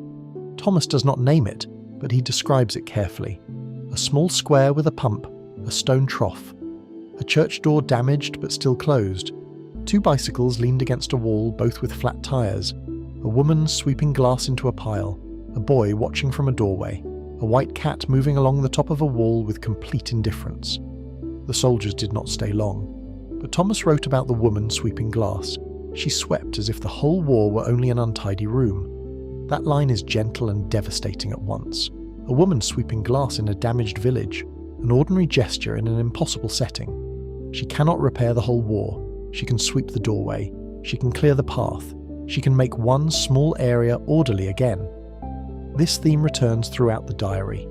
People cannot control history, so they repair a door, sharpen a pencil, make coffee, fold a letter, sweep glass, share chocolate, place a helmet under a leak in a barn roof. Human beings answer the enormous with the small. On July 10th, Thomas wrote about helping move crates. Moved crates all afternoon, ammunition, food, tools, things in boxes no one explained. The road was blocked twice. Rain came down hard, then stopped as if embarrassed. I have mud in places I did not know a man could have places. Jenkins says he has become part of the local soil and expects to grow leaves. The humour remains, but the work is real. Carrying crates is not the part of war most people imagine when they think of battle. But armies move on crates, crates of food, crates of ammunition, crates of tools, medical supplies, radio parts, maps, wire, batteries, spare clothing, everything that must be lifted, stacked, moved, protected from rain, found again, loaded again. Thomas's diary gives dignity to this labour because he writes it. moved crates all afternoon. A simple sentence, a necessary one. Later that evening he wrote, "At supper, no one spoke for 10 minutes. Not silence of sorrow, silence of chewing." This is another human truth. Sometimes silence is not deep. It is hunger, exhaustion, the relief of food, men too tired to talk because the body has taken priority. After supper, Thomas sat near a wall and wrote under a low lamp. The lamp belonged to a farmhouse kitchen, he thought, though the kitchen was now being used by soldiers. He described the room, a table scarred by knives and years, a shelf with 3 cups still on it, a cracked blue plate, a stove blackened by use, a bunch of dried herbs hanging from a beam, mud on the floor from army boots, a map spread over a place where bread had likely been needed. The contrast moved him. A kitchen turned into a command space, a family room occupied by maps, boots, messages, and men moving through. He wrote, "Every house here seems to be doing more than it was built to do. This is true of many places in war. A barn becomes a hospital, a kitchen becomes a command post, a school becomes a billet, a church becomes a shelter, a road becomes a supply line, a field becomes a landing zone, a cellar becomes a bedroom, a table becomes a map board. The world is asked to serve beyond its ordinary purpose, and afterward, if it survives, it must become ordinary again." On July 11th, the diary includes a longer entry about night sounds. Could not sleep. Rain had stopped, but water kept falling from the roof in single drops, 1 drop every few seconds into a pail near the door. Beyond that, Ellis breathing. Miller turning over, Jenkins muttering in sleep. Far off, guns. Closer, a vehicle trying to start and failing. Then quiet, then the pail again. The pail again, a repeating sound, drop, pause, drop. A soldier unable to sleep in a farmhouse or barn listening to the layers of night. Water, breathing, muttering, distant guns, a failing engine. Silence, water again. This is the kind of passage that can slow the listener's breathing. It is not empty, it is textured. Night becomes a room of sounds. Thomas writes, "I used to think silence meant no sound. Now I think silence means sounds that do not require an answer. That is one of the most important lines in the whole diary. Silence means sounds that do not require an answer. Rain, breathing, a pail, wind, leaves, a distant cow, a stove settling. These sounds ask nothing. They let the mind rest." Perhaps Thomas was learning, without knowing it, the same thing a sleep story tries to do, to surround the listener with sounds and images that do not require action. On July 12th, he writes about Ellis. Ellis has found another book. No one knows where. He says France is full of literature if one has the eye for it. The book is missing its cover and several pages. He reads anyway and says missing pages improve most plots by reducing unnecessary explanation. Ellis, the quiet reader, becomes clearer in this block. He is not the joker Jenkins is. His humour is drier. He reads damaged books. He reads in barns. He reads when pages are damp.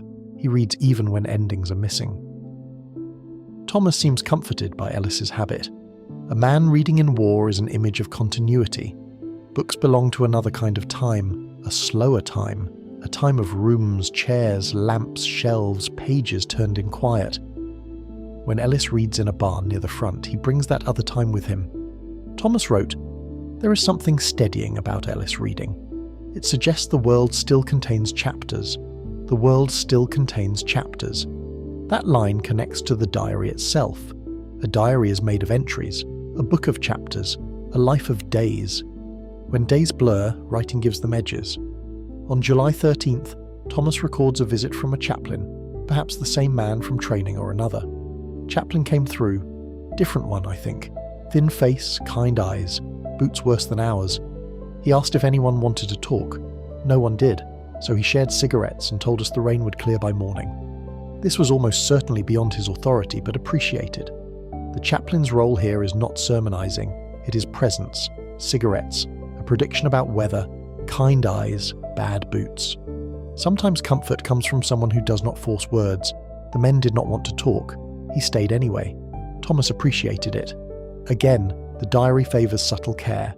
A person sitting quietly, a cigarette shared, a weather promise no one can guarantee. On July 14th, Bastille Day, Thomas notes that some French civilians in a nearby village seemed aware of the date. We heard singing in the village, very softly, almost as if the song were being kept under a blanket. Davies told us to leave them be. I do not know the song, but I knew what it meant to hear people sing quietly after years of not being allowed to be themselves. This line gives the civilian story more depth. A song kept under a blanket. Soft singing in a village, not celebration in full voice. A cautious, emotional return of identity. Thomas hears it without fully understanding the words. He understands the feeling. People being allowed, perhaps for the first time in years, to be themselves quietly. This is a powerful, untold emotional moment. Not battle, not tactics. A song from a village, soft, hidden, returning. The diary's July pages continue in this rhythm. Movement, rain, roads, waiting, villages, jokes, fatigue, small comforts, and underneath all of it, the long pressure of the campaign. Thomas begins to write more about the others. Jenkins, who still jokes but sometimes stares too long at nothing. Miller, who talks less about his dog now, though when he does, everyone listens. Ellis, who keeps reading damaged books. Corporal Davies, who has become more tired but remains steady. A man named Carter appears briefly, known for making tea too strong even by army standards. A driver called Evans, who can reverse a truck down a lane bordered by hedges with what Thomas calls supernatural calm. A medic named Harris, seen often enough that Thomas writes, Harris moves like a man who has learned that hurry and care are not the same thing. That is a beautiful observation. Hurry and care are not the same thing. A medic must move quickly when needed, but not carelessly. The diary notices how people carry themselves, the way Jenkins uses humour, the way Ellis reads, the way Davies gives short instructions, the way Harris kneels beside someone and speaks softly, the way Miller becomes quiet when animals are near, the way Evans reverses a truck calmly in impossible lanes. These details make each person feel real without long biography. On July 16th, Thomas describes an aid station he passed. Aid station in a barn near the road. Lamp on even in daylight because the barn was dark. Blankets folded on a crate. A basin of water gone pink at the edge, so I did not look long. Harris was there. He nodded but did not smile. The place smelled of hay, soap, sweat, and something sharp. I was glad to leave and ashamed of being glad. This is one of the heavier moments, but it remains non-graphic. He sees enough. He looks away. He feels relief to leave. Then shame for feeling relief. This is honest. A person may want to escape pain even while respecting those who cannot. The sleep story tone should soften around this entry. We acknowledge the aid station and move gently. Hay, lamp, folded blankets, soap, a medic, the human work of care. Then the diary continues. That evening, Thomas writes only, rain after supper. Jenkins quiet. I didn't ask. Friendship also means knowing when not to ask. The next day, Jenkins returns with a joke, July 17th. Jenkins says he has decided to become a farmer after the war, but only if he can farm something that does not involve mud, rain, animals, early mornings, machinery, or fields. Ellis suggested clouds. Miller said clouds are unreliable livestock. The humour returns, and because of the previous entry it matters more. Jenkins quiet. Then Jenkins joking. The men let one another move in and out of seriousness. No one must explain everything. A joke can be a bridge back from silence. On July 18th, the diary mentions Caen in passing. News from the east. Caen. Everyone says the name as if it weighs more each time. Thomas was not in Caen, but the name reached them. Like many soldiers in the campaign, he knew parts of the battle through rumour, reports, and names that travelled along roads. Caen, Saint-Lô, Cherbourg, Falaise later. Names moving through conversations before the men reached or understood them. Caen weighs more each time it is spoken. A city becoming a symbol of endurance and destruction. On July 19th he writes about Saint-Lô. Saint-Lô mentioned today. I have not seen it. Someone said it is badly hit. Someone else said all towns are badly hit once enough men need them. I did not like the sentence but could not argue. Here the diary shows the widening cost. Places become objectives. Objectives become damaged. Men speak bluntly because bluntness helps them continue. Thomas does not like the sentence, but he cannot argue. The campaign is changing him, not making him cruel, making him aware that war bends language. A town becomes hit, a road becomes open, a village becomes cleared, a bridge becomes usable. Each phrase hides human reality. Thomas senses this but has no better language in the moment. The diary itself becomes his better language. On July 20th, there is a deeply calm entry. Evening in an orchard. No movement for several hours. Apples still small and hard. Leaves bright after rain. Someone had tied a strip of cloth to a branch, perhaps to mark something. It moved in the wind like a small flag, though it was only cloth. I sat with my back to a tree and took out Elsie's robin and the cat. Jenkins said the robin looks more disciplined than the cat. I think he is wrong. The orchard becomes a resting place. The drawings return, the robin, the cat, the friends comment. The apple leaves bright after rain, a strip of cloth moving in the wind. No flags, no politics in our visual sense, but a cloth marker. Something ordinary turned symbolic by attention. Thomas sits against a tree. For a moment he's not moving. He has the diary open. The drawings are in his hand. The war is present, but not in the centre of the frame. The centre is a soldier under an apple tree looking at a child's drawings. If this video keeps viewers, it will be because of such images. Specific, emotional, calm, human. On July 21st, Thomas writes, I dreamed of home and woke angry because it had been so clear. Mother at the table, father by the door, Elsie drawing something with her tongue between her teeth as she does when concentrating. I woke in a field, and for a moment did not know which was the dream. This is one of the most poignant entries. Home feels clear, he wakes in a field. For a moment he does not know which is the dream. War can make ordinary life feel unreal. The dream is not strange, the waking is. Thomas does not dwell on it. He moves to the next sentence. Coffee poor, road worse. That abrupt shift is emotionally accurate. He cannot stay in the ache. Coffee poor, road worse. The day begins. On July 22nd, the diary gives more of Miller. Miller found another dog, or perhaps the dog found Miller. Thin thing, brown, one ear torn, no manners. It followed us to the road and sat down as if expecting orders. Miller gave it half his food. Jenkins said Miller would feed the German army if it came with a tail. Again, animals show the human heart. Miller cannot pass a dog without care. The men joke because they understand. They may mock him lightly, but they do not stop him. The dog stays for part of the day and disappears. Thomas writes, Miller watched after it longer than he needed to. That is all, a man watching a stray dog disappear in Normandy. A small grief, a small tenderness. On July 23rd, Thomas writes of a church. We slept near a church with no glass in the windows. The tower still stands. Inside, the pews were pushed aside and there were blankets on the floor. Civilians had been there, perhaps still are somewhere. I found a hymn book with damp pages. Could not read much. The paper smelled like cellars. The church is no longer only a place of worship. It is a shelter, a sleeping place, a sign of community under stress. The hymn book smells like cellars. That line evokes civilians hiding underground, dampness, paper, waiting. Thomas continues, I did not take the book. Ellis wanted to, but did not. He said even ruined churches should be allowed to keep their reading material. Again, humour and respect. Ellis, who loves books, does not take the hymn book. The church keeps it. A small moral decision in a damaged place. On July 24th, Thomas writes about waiting for orders, waited most of the day. Waiting is not rest. It uses different muscles. This line can carry a whole section. Waiting is not rest. It uses different muscles. Men often wait in war, for orders, for movement, for a road to clear, for a bombardment to end, for supplies, for night, for daylight, for news, for mail, for transport, for danger, for quiet. Waiting can be as tiring as movement because the body remains ready. A soldier sitting beside a road may appear still, but his mind is not resting. He listens, watches, wonders, checks equipment, looks at the road, looks at others, sleeps lightly if at all. Waiting uses the muscles of attention. In the evening, the waiting ends with movement only a short distance. Thomas is almost amused by the anticlimax. All day waiting, then moved less than a mile.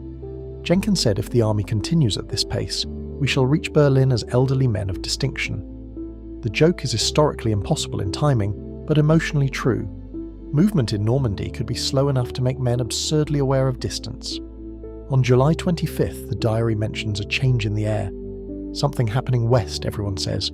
Aircraft all morning, the sky full of them. We were told little. The ground shook from far away. Davies said, "Keep your head down and your kit ready." Jenkins made no joke. This likely corresponds to the period around Operation Cobra, though Thomas may not know the details. The diary records only the sense of something large. Aircraft all morning. Ground shaking from far away. Davies giving practical instruction. Jenkins silent.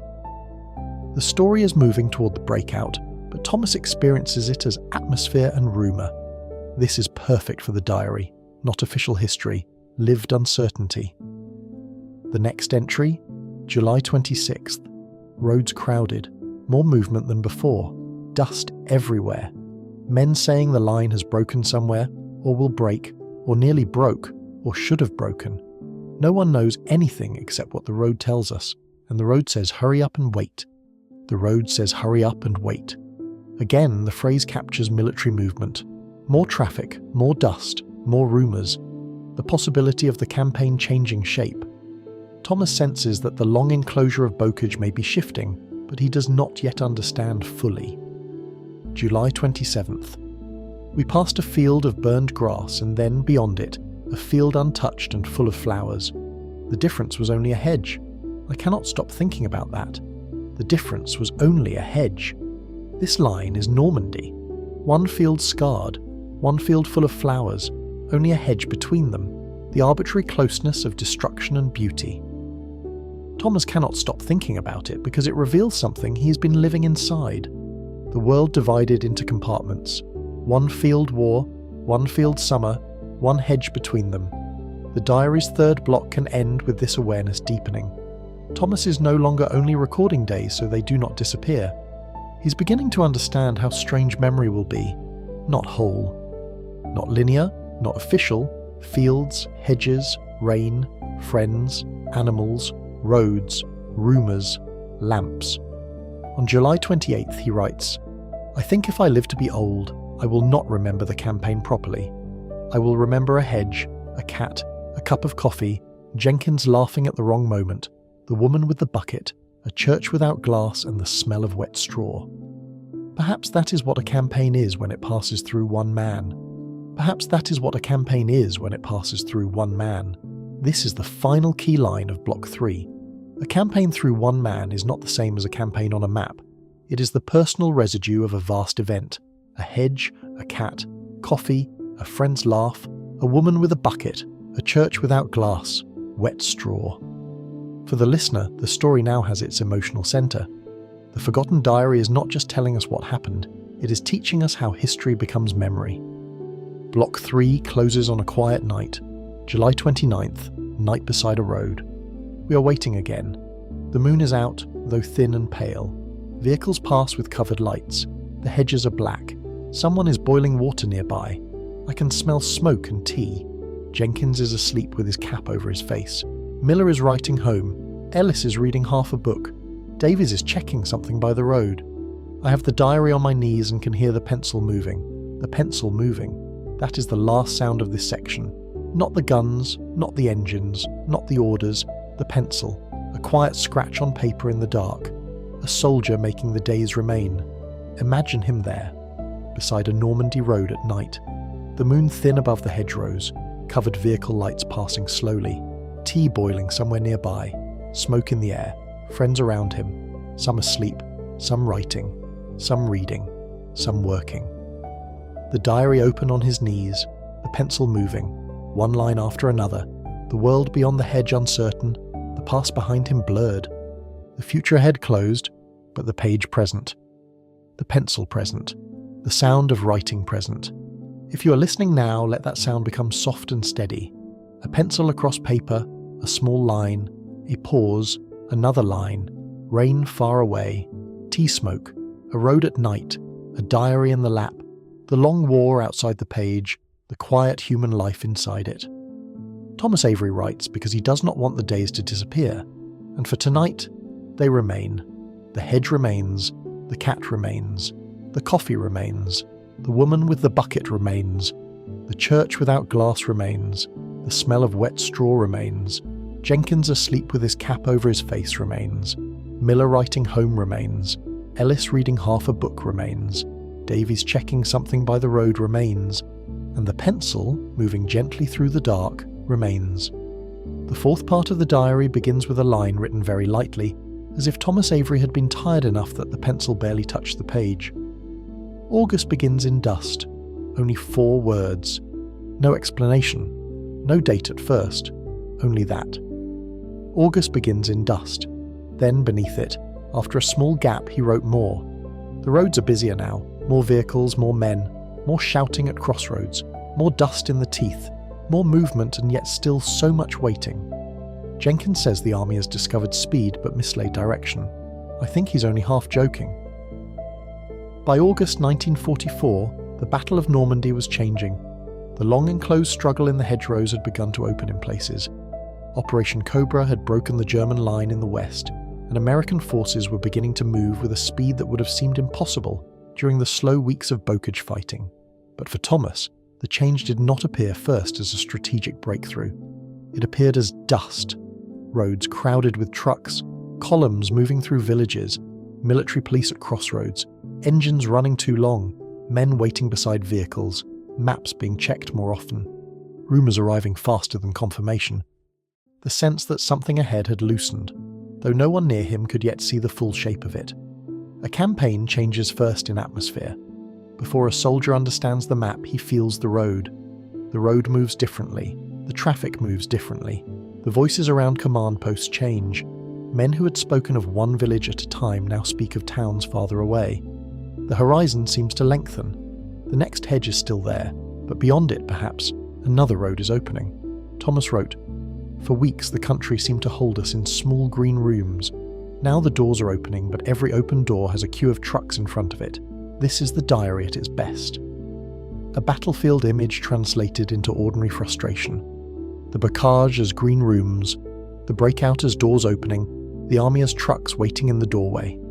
In the first days of August, Thomas's unit moved more often. Not always far and not always smoothly, but enough that the rhythm changed. The diary entries become less anchored to a single barn or orchard and more filled with roads, convoys, temporary stops, villages passed at speed, and the strange fatigue that comes from movement after long stillness. August 2nd. On the road most of the day. Dust over everything. It settles in eyebrows, ears, sleeves, rifle, food, thoughts. Even the diary feels gritty.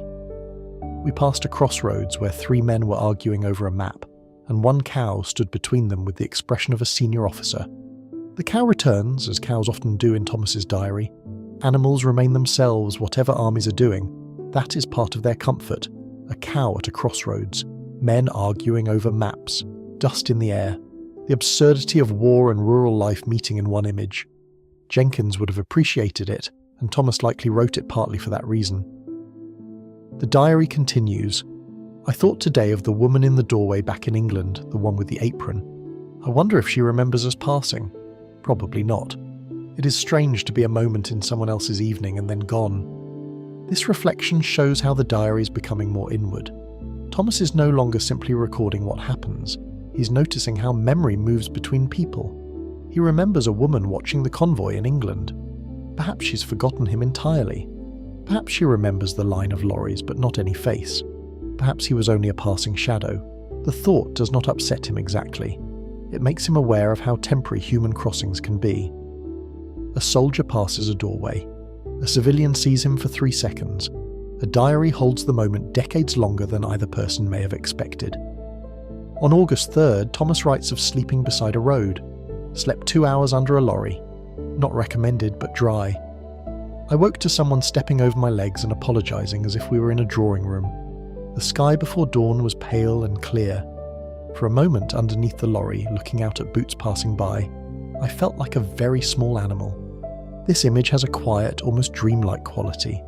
A soldier under a lorry before dawn, boots passing, a man apologising politely, the pale sky visible through gaps, the feeling of being a small animal in a world of wheels, boots, engines and road dust. Sleep is no longer a bed. It is whatever place can be found. A patch of ground under a vehicle, a barn corner, a ditch, a wall, a field edge. The body accepts what the world offers. As the Allied armies moved beyond the most enclosed bocage fighting, the pace became uneven. Some units advanced quickly, others waited in traffic. Some roads became choked with vehicles. Some villages were bypassed. Some were entered cautiously. Some fields still held danger. The German army was not simply gone. It was retreating, defending, counter-attacking in places, trying to avoid encirclement, trying to hold routes, trying to move under increasing Allied pressure from land and air. But Thomas did not write this in operational terms. He wrote, "Everyone says they are falling back, but falling back still leaves many things in front of us." That sentence carries the reality of pursuit. A retreating enemy does not mean an empty road. It can mean mines, rear guards, blocked bridges, road craters, ambushes, destroyed vehicles, frightened civilians, confusion, exhausted prisoners, columns going in both directions. War changes shape, but does not become simple. August 4th. We passed a village with a church bell lying in the grass. I do not know how it came down. It looked too heavy to be defeated. Miller took off his helmet as we passed, and no one teased him. A church bell lying in the grass. Too heavy to be defeated. Miller removing his helmet. No one teasing him. This is one of the diary's quiet, sacred moments. The bell, meant to hang above the village and mark time, worship, weddings, deaths, Sundays, warnings, and daily rhythm, now lies in the grass. The men pass. One removes his helmet. The others understand enough not to joke. Thomas notices that restraint. No one teased him. Friendship is sometimes silence around another person's gesture. A few lines later, Thomas writes, "I wonder what a village feels when its bell is gone. Perhaps time moves differently." Again, he gives life to place. A village without a bell. Time changed. This is the untold emotional strength of the diary. It looks at war through objects and routines. A bell, a stove, a mug, a bucket, a pencil, a hedge, a cat. On August 5th, the unit stopped near a farmhouse where civilians had begun returning. Thomas describes a family carrying items back into a house: a mattress, a chair, a crate, a framed picture with broken glass. A woman sweeping the same step again and again, though there was still dust falling from above. He wrote, "She swept as if she could persuade the house to become itself again." This echoes the woman sweeping glass in the village earlier. Sweeping becomes a motif, a small act of restoration. A person cannot rebuild the whole world in one motion, but she can sweep a step. She can carry a chair. She can place a picture against a wall. She can open a shutter. She can make a room begin again. The soldiers watched briefly and moved on. Thomas wrote that he wanted to help but had been ordered to keep moving. He did not dramatize the feeling. He simply wrote, "Sometimes passing by feels like a failure, even when it is an order." This line deepens him. He is aware that the army's movement, necessary as it is, creates moments where individual compassion has no time. A soldier sees need. The column moves. He cannot stop. The diary becomes the place where the feeling goes. On August 6th, Jenkins is quieter. The entry is short. Jenkins has not joked much today. Says he is saving them for a more appreciative climate. I think he is tired beyond comedy. We all are. This is the first clear sign that Jenkins' humour, which has carried the story, is strained. The men are moving, but movement has not made them light. Speed brings its own exhaustion. More roads, more uncertainty, more long days, more sleeping in fragments, more faces at windows, more damaged villages. The campaign may be turning in the Allies' favour, but the men inside it are worn. Thomas writes the next day, "Victory, as spoken by officers, sounds large and clean. Victory as lived by boots is dusty and limps." This is a very strong line. Victory as spoken by officers, victory as lived by boots, dusty and limping. It captures the difference between strategic success and personal exhaustion. For a viewer listening to a sleep story, this gives emotional gravity without shock. The war is progressing, but the body is tired. The boots know. On August 8th, Thomas writes about rain returning, rain after dust. Everyone grateful for 10 minutes, then miserable. The road became paced. Trucks slid, men cursed, and Jenkins announced that dust and mud have formed an alliance against us. I laughed properly for the first time in days. Jenkins returns. Dust and mud as allies. Thomas laughing properly. That phrase matters, not just laughing. Laughing properly. It suggests that much laughter has been thin, automatic, necessary. This one is real. Maybe because the joke is absurd enough. Maybe because the rain breaks the dust. Maybe because the men need to hear Jenkins sound like himself again. A friend's familiar humour becomes reassurance. He is still here, still Jenkins, still able to make mud into an enemy alliance. The diary's emotional pattern depends on these returns. Quiet, fatigue, a joke, a small kindness, a line of beauty, then movement again. On August 9th, Thomas describes a temporary camp in an orchard. Orchard again. Trees lower than the ones at home. Fruit nearly ready. We were told not to take any. Then someone found apples already fallen and argued that gravity had made them military property. Davy said if gravity signed the form, he would consider it. No apples were eaten officially. The orchard continues as a recurring place of rest. Apple trees, fallen fruit, rules, jokes, a small argument over gravity and military property. The entry later turns quiet. At dusk, the orchard smelled sweet, but underneath the sweetness there was smoke. I think that is Normandy now. Apples and smoke. Apples and smoke. Two words holding the whole landscape, nature and war, ripening fruit and burning fields, life and destruction sharing the same air. Thomas's diary increasingly uses such paired images. Rain and dust, coffee and smoke, stone and broken glass, hedgerows and engines, apples and smoke. The world is never only one thing. On August 10th, the diary mentions rumours of a German counterattack near Mortain, though Thomas hears it indirectly. News of hard fighting southwest, perhaps near a place called Mortain. Men say many things. The maps move faster than the truth. We are told only what we need and sometimes less. The Mortain counterattack, Operation Lüttich, was a major German attempt to cut off the American breakout, but Thomas only receives the rumour. He knows the map is changing. He knows something hard is happening. He does not know the full operational picture. That is historically realistic. Most soldiers do not know the complete campaign as it unfolds. They hear fragments, names, rumours, directions, orders, movement. The maps move faster than the truth. Another strong line. A map can be updated in a headquarters, but the truth on the road takes time to arrive. On August 11th, Thomas writes an entry that is almost entirely about sleep. Slept in a hayloft. Best sleep in weeks, though only 3 hours. Hay scratches, but it holds warmth. Rain on roof. Men below speaking softly. I woke once and did not know where I was. For 5 seconds I thought I was in the attic at home during a storm.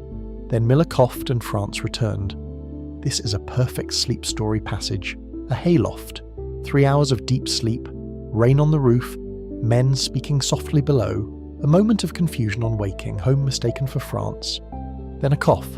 Reality returns. The line, France returned, is simple and beautiful. It shows how sleep creates temporary escape and waking restores the campaign. But for 5 seconds, Thomas was in the attic at home. A hayloft in Normandy became home because of rain and darkness. This is the kind of scene we can let breathe. Imagine the hayloft. Low beams, dry straw, a small square window showing a grey-blue night, rain tapping above, men below murmuring, a soldier lying on his side, boots still on, diary wrapped in cloth near his chest. For a short while the war is not gone but distant. The body rests. The mind makes an attic from a barn. Sleep repairs what it can. On August 12th, Thomas receives another letter from home, delayed. Letter from mother dated weeks ago. She writes as if I am still in England because when she wrote it, I was. Strange to receive a version of myself that no longer exists. Elsie has drawn a tree this time, with apples bigger than houses.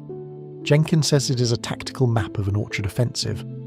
A version of myself that no longer exists. This is an important emotional evolution. The letter was written to Thomas before the crossing, but he reads it after weeks in France. He is the same person and not the same. Letters travel slower than change. A mother writes to a son in England. The son in Normandy receives it. The words arrive late but still matter. Elsie's tree with apples bigger than houses joins the robin and the helmeted cat.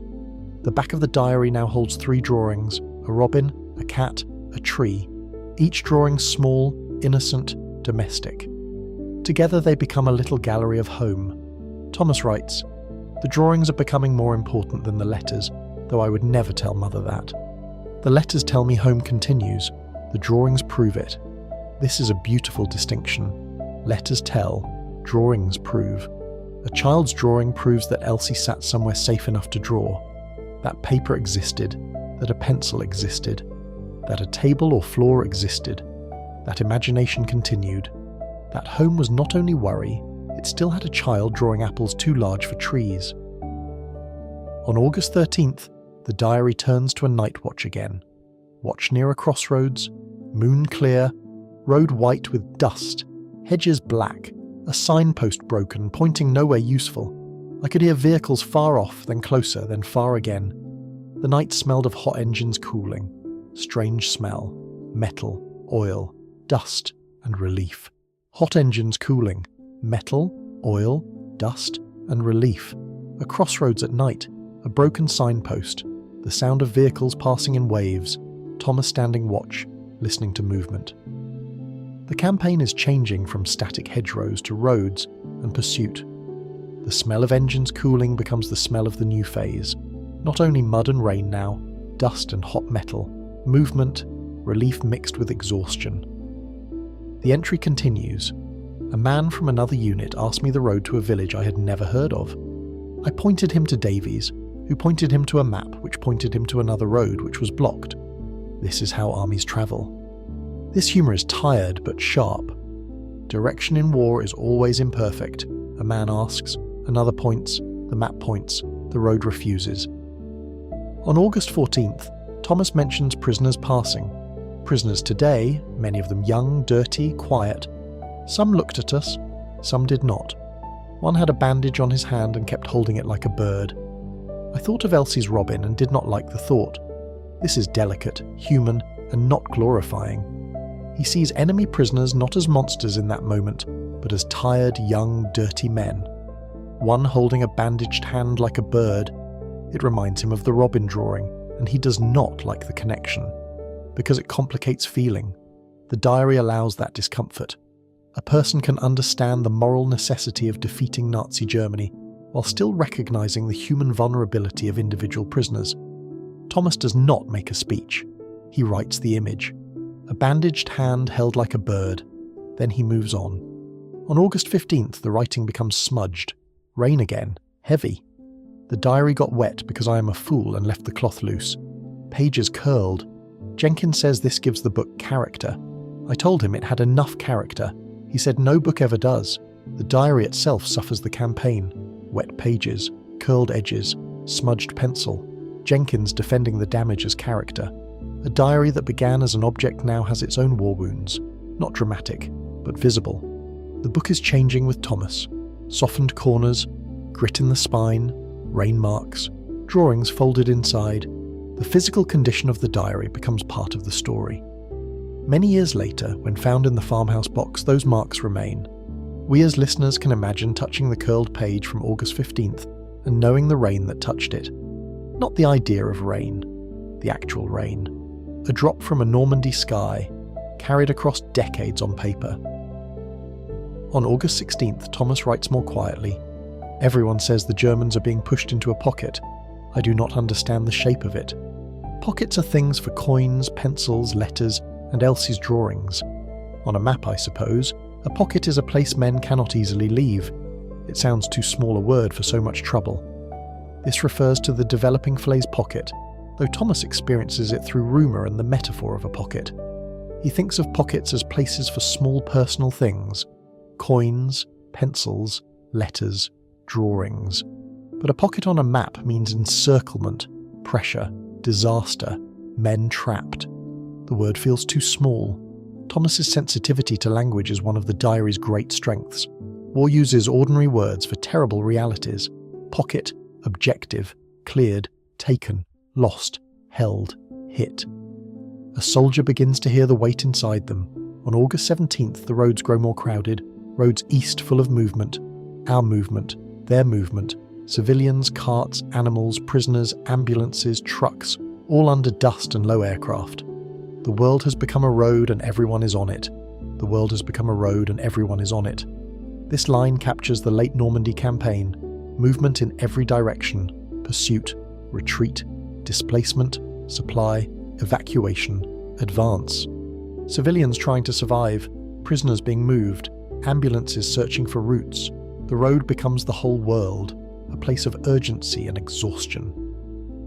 The entry continues. I saw a woman leading a horse with one hand and holding a child with the other. She walked as if there was no room left in her for fear, only walking. This is one of the most powerful civilian images in the diary. A woman with a horse and child, walking beyond fear, only walking. This is the kind of sentence that should be delivered slowly, respectfully. War reduces some people to movement. Just keep walking. Find the next safe place. Carry the child. Lead the horse. Do not think too far. Only walking. Thomas records it because he cannot help her, perhaps, or because he knows it matters. On August 18th, Thomas and Jenkins share a quiet conversation. The diary gives no exact dialogue for most of it, only summary. Jenkins asked if I thought we would remember any of this properly. I said no. He said good, because he intends to improve most of it in the telling. I asked what he would improve first. He said the weather, then the food, then my face, which he claims has become unnecessarily historical, the humour again. But beneath it, the question of memory. Will we remember properly? Jenkins plans to improve the story, make the weather better, the food better. Thomas's face less historical. The joke softens the fear that memory may be too heavy. Thomas later adds, I hope he does improve it. I hope one day he tells someone French mud was golden and the coffee excellent and all our boots dry. This is a wish for transformation. Memory as mercy. One day, perhaps, the terrible becomes a story told with exaggeration and laughter. Not because it was easy, because survival allows retelling. On August 19th, the diary becomes tense but still restrained. More movement toward Falaise, they say. Roads broken, fields full, smoke everywhere. We waited near a farmhouse with no roof. The family had painted something over the door long before the war, but the rain and smoke had taken most of it. Only a blue flower remained. A blue flower painted over a door. Most of the decoration gone. Only one flower left. Thomas notices it. Among smoke, broken roads, and movement toward Falaise, he sees the blue flower. That is his gift and burden. He cannot stop seeing small things. The entry continues. I do not know why that flower made me sadder than the roof. Because the roof is expected damage. The flower is tenderness damaged. A person once painted it to make the doorway beautiful. Now most is gone. One blue flower remains, fragile and unnecessary and therefore deeply human. On August 20th, the Falaise pocket is closing. Thomas writes only fragments: heat, dust, roads, prisoners, smoke, dead horses by a lane. Miller looked away. Jenkins gave him water, though he had not asked. No one spoke of it. This is heavier, need keep non-graphic. It mentions dead horses, but aloud. Better not overly graphic. User wants sleep.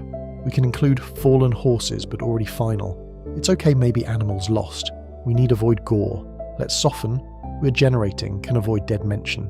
But maybe already wrote, can change to abandoned carts and animals lost near a lane. Let's continue with non-graphic. Let's present as heat, dust, roads, prisoners, smoke, abandoned carts near a lane, a horse standing loose, trembling.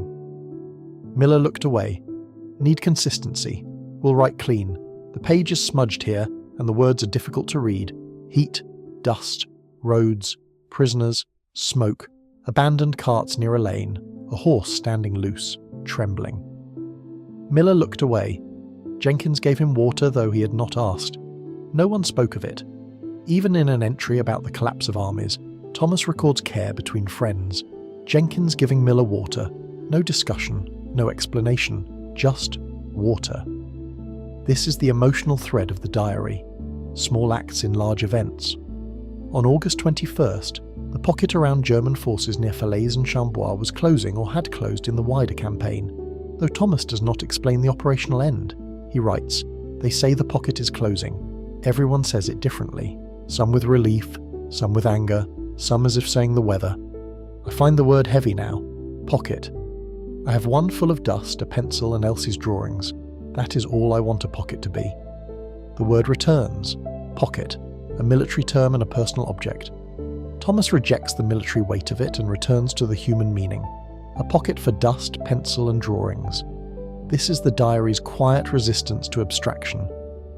On August 22nd, he writes about a pause after the worst of the movement. Quiet today, though not real quiet. More like the quiet after a room has been overturned and everyone is too tired to set it right. We rested near a field with a broken cart.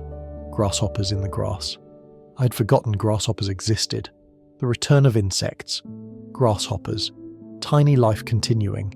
He had forgotten they existed. War narrows attention so much that ordinary creatures become surprises. A grasshopper is almost a gift. The entry continues. Jenkins slept most of the afternoon with his mouth open. Miller said he looked peaceful. Ellis said he looked abandoned by grammar. The men are themselves again, at least for a moment. Jenkins sleeping, Miller gentle. Ellis dry. Thomas watching. The group remains. For now. On August 23rd, Thomas writes one of the longest entries in this section. I think the campaign is moving beyond us, or we are moving beyond it, or both. The roads point east now. Men speak of Paris as if it is no longer a place in newspapers, but something on the same earth as our boots. I cannot imagine Paris. I can imagine this field, this hedge, this cup, this pencil. Perhaps imagination travels slower than armies. Imagination travels slower than armies.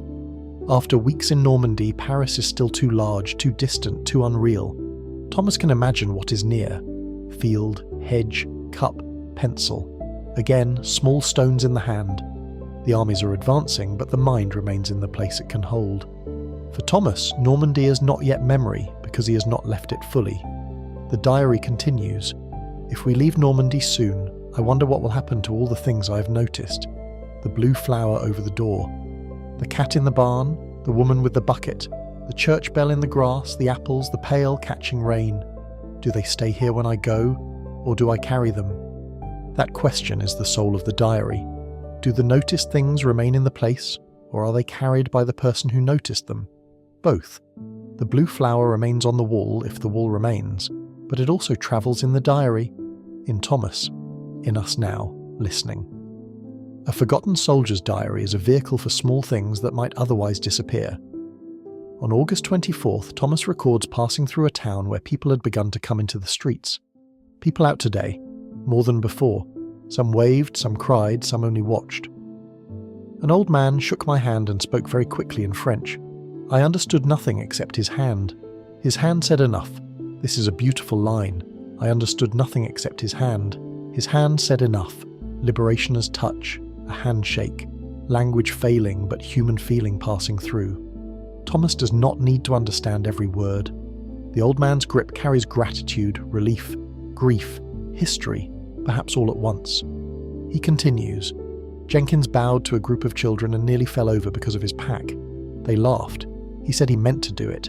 I think he did not, but the children looked better after laughing. Jenkins making children laugh, accidentally or deliberately. Again, humour as care, a brief gift. Children who have seen too much laughing at a soldier almost falling over. The war does not vanish, but for a moment the town is lighter. On August 25th, news of Paris begins to circulate. Paris, they say. Paris is rising or free or nearly free or soon. No one knows the right version. Still, the name moved through us like a window opening. Historically, Paris was liberated on August 25th, 1944. Thomas hears the news as rumour, then as possibility. The name Paris becomes a window opening. After weeks of hedgerows, roads, dust and enclosed fields, the idea of Paris carries space, light and movement. But Thomas remains grounded. He writes, I have never seen Paris. I know it only from pictures and from the way people say it, as if the word itself wears better clothes than other cities. This gentle humour prevents the moment from becoming too grand. Paris wears better clothes than other cities. Even history's symbolic names become human in Thomas's pen. The same entry later says, if it is true, I am glad. Glad in a tired way. Glad as one is glad for rain stopping when already soaked. Glad in a tired way. Another subtle truth. Victory news does not always produce shouting in exhausted men. Sometimes it produces quiet relief, too tired to bloom fully. The rain stops, but you are already soaked. Still, it matters. On August 26th, Thomas writes about leaving a place where they had stayed for 2 nights. Leaving Orchard.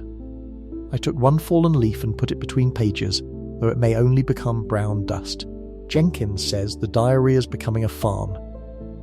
Robin, cat, tree, leaf. I said all it lacks is his portrait. He said no book could survive the strain. This is a sweet moment. Thomas adds a leaf to the diary. A physical piece of Normandy. Jenkins jokes that the diary is becoming a farm. Robin, cat, tree, leaf.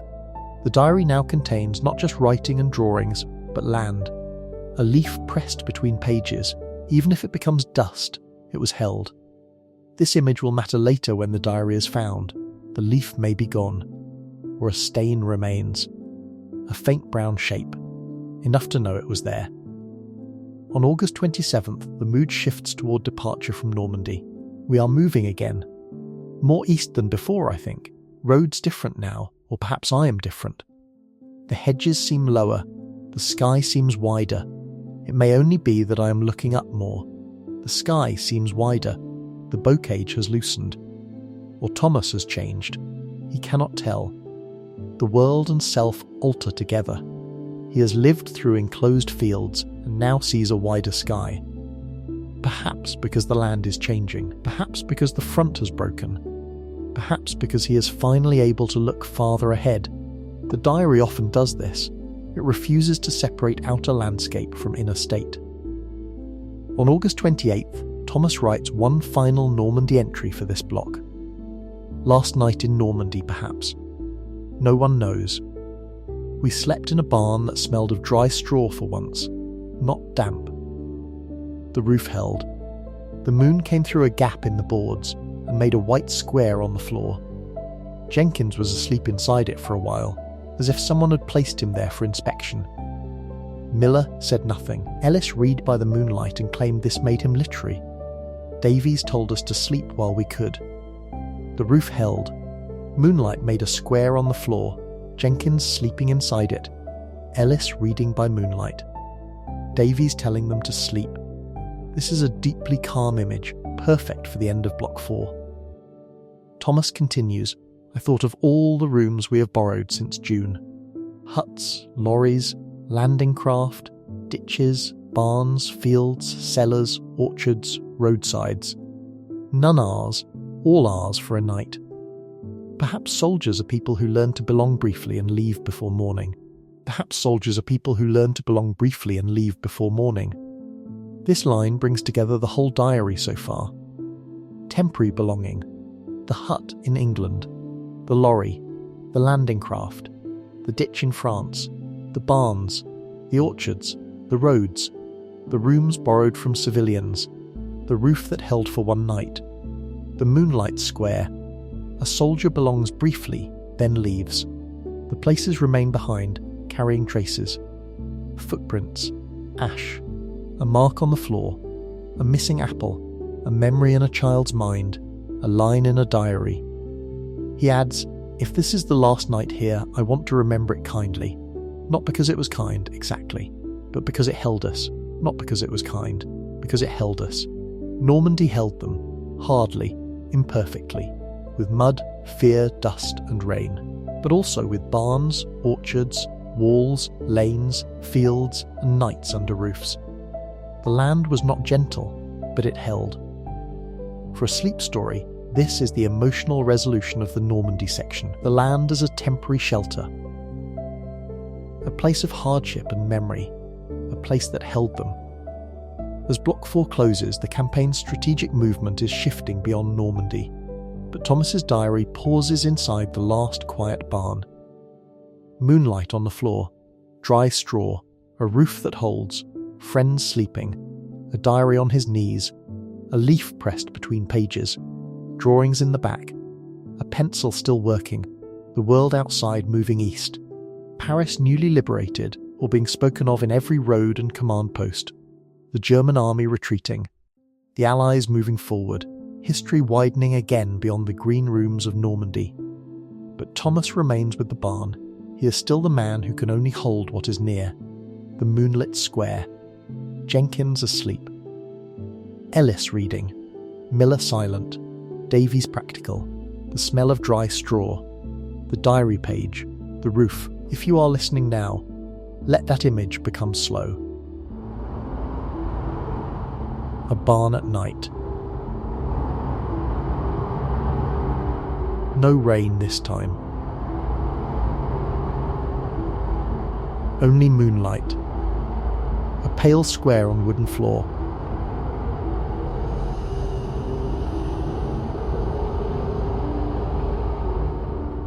Dust floating through it, a soldier asleep partly inside the light. Another reading quietly. Another sitting with a diary open.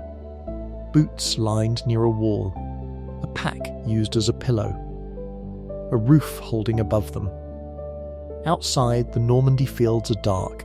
The hedgerows are black shapes under the moon. Somewhere far away, vehicles move along roads. Somewhere farther still, history is changing.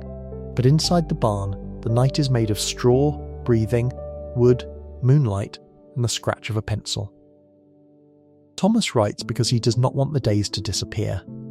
He writes the dust, the roads, the woman with the child and horse, the church bell in the grass, the blue flower over the broken door, the old man's handshake, the children laughing at Jenkins, the leaf pressed into the diary, the moon square on the floor.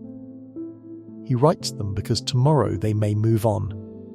Tomorrow, Normandy may begin to fall behind them. Tomorrow, another road may open, another village, another country of fields and names, but tonight he stays with the barn.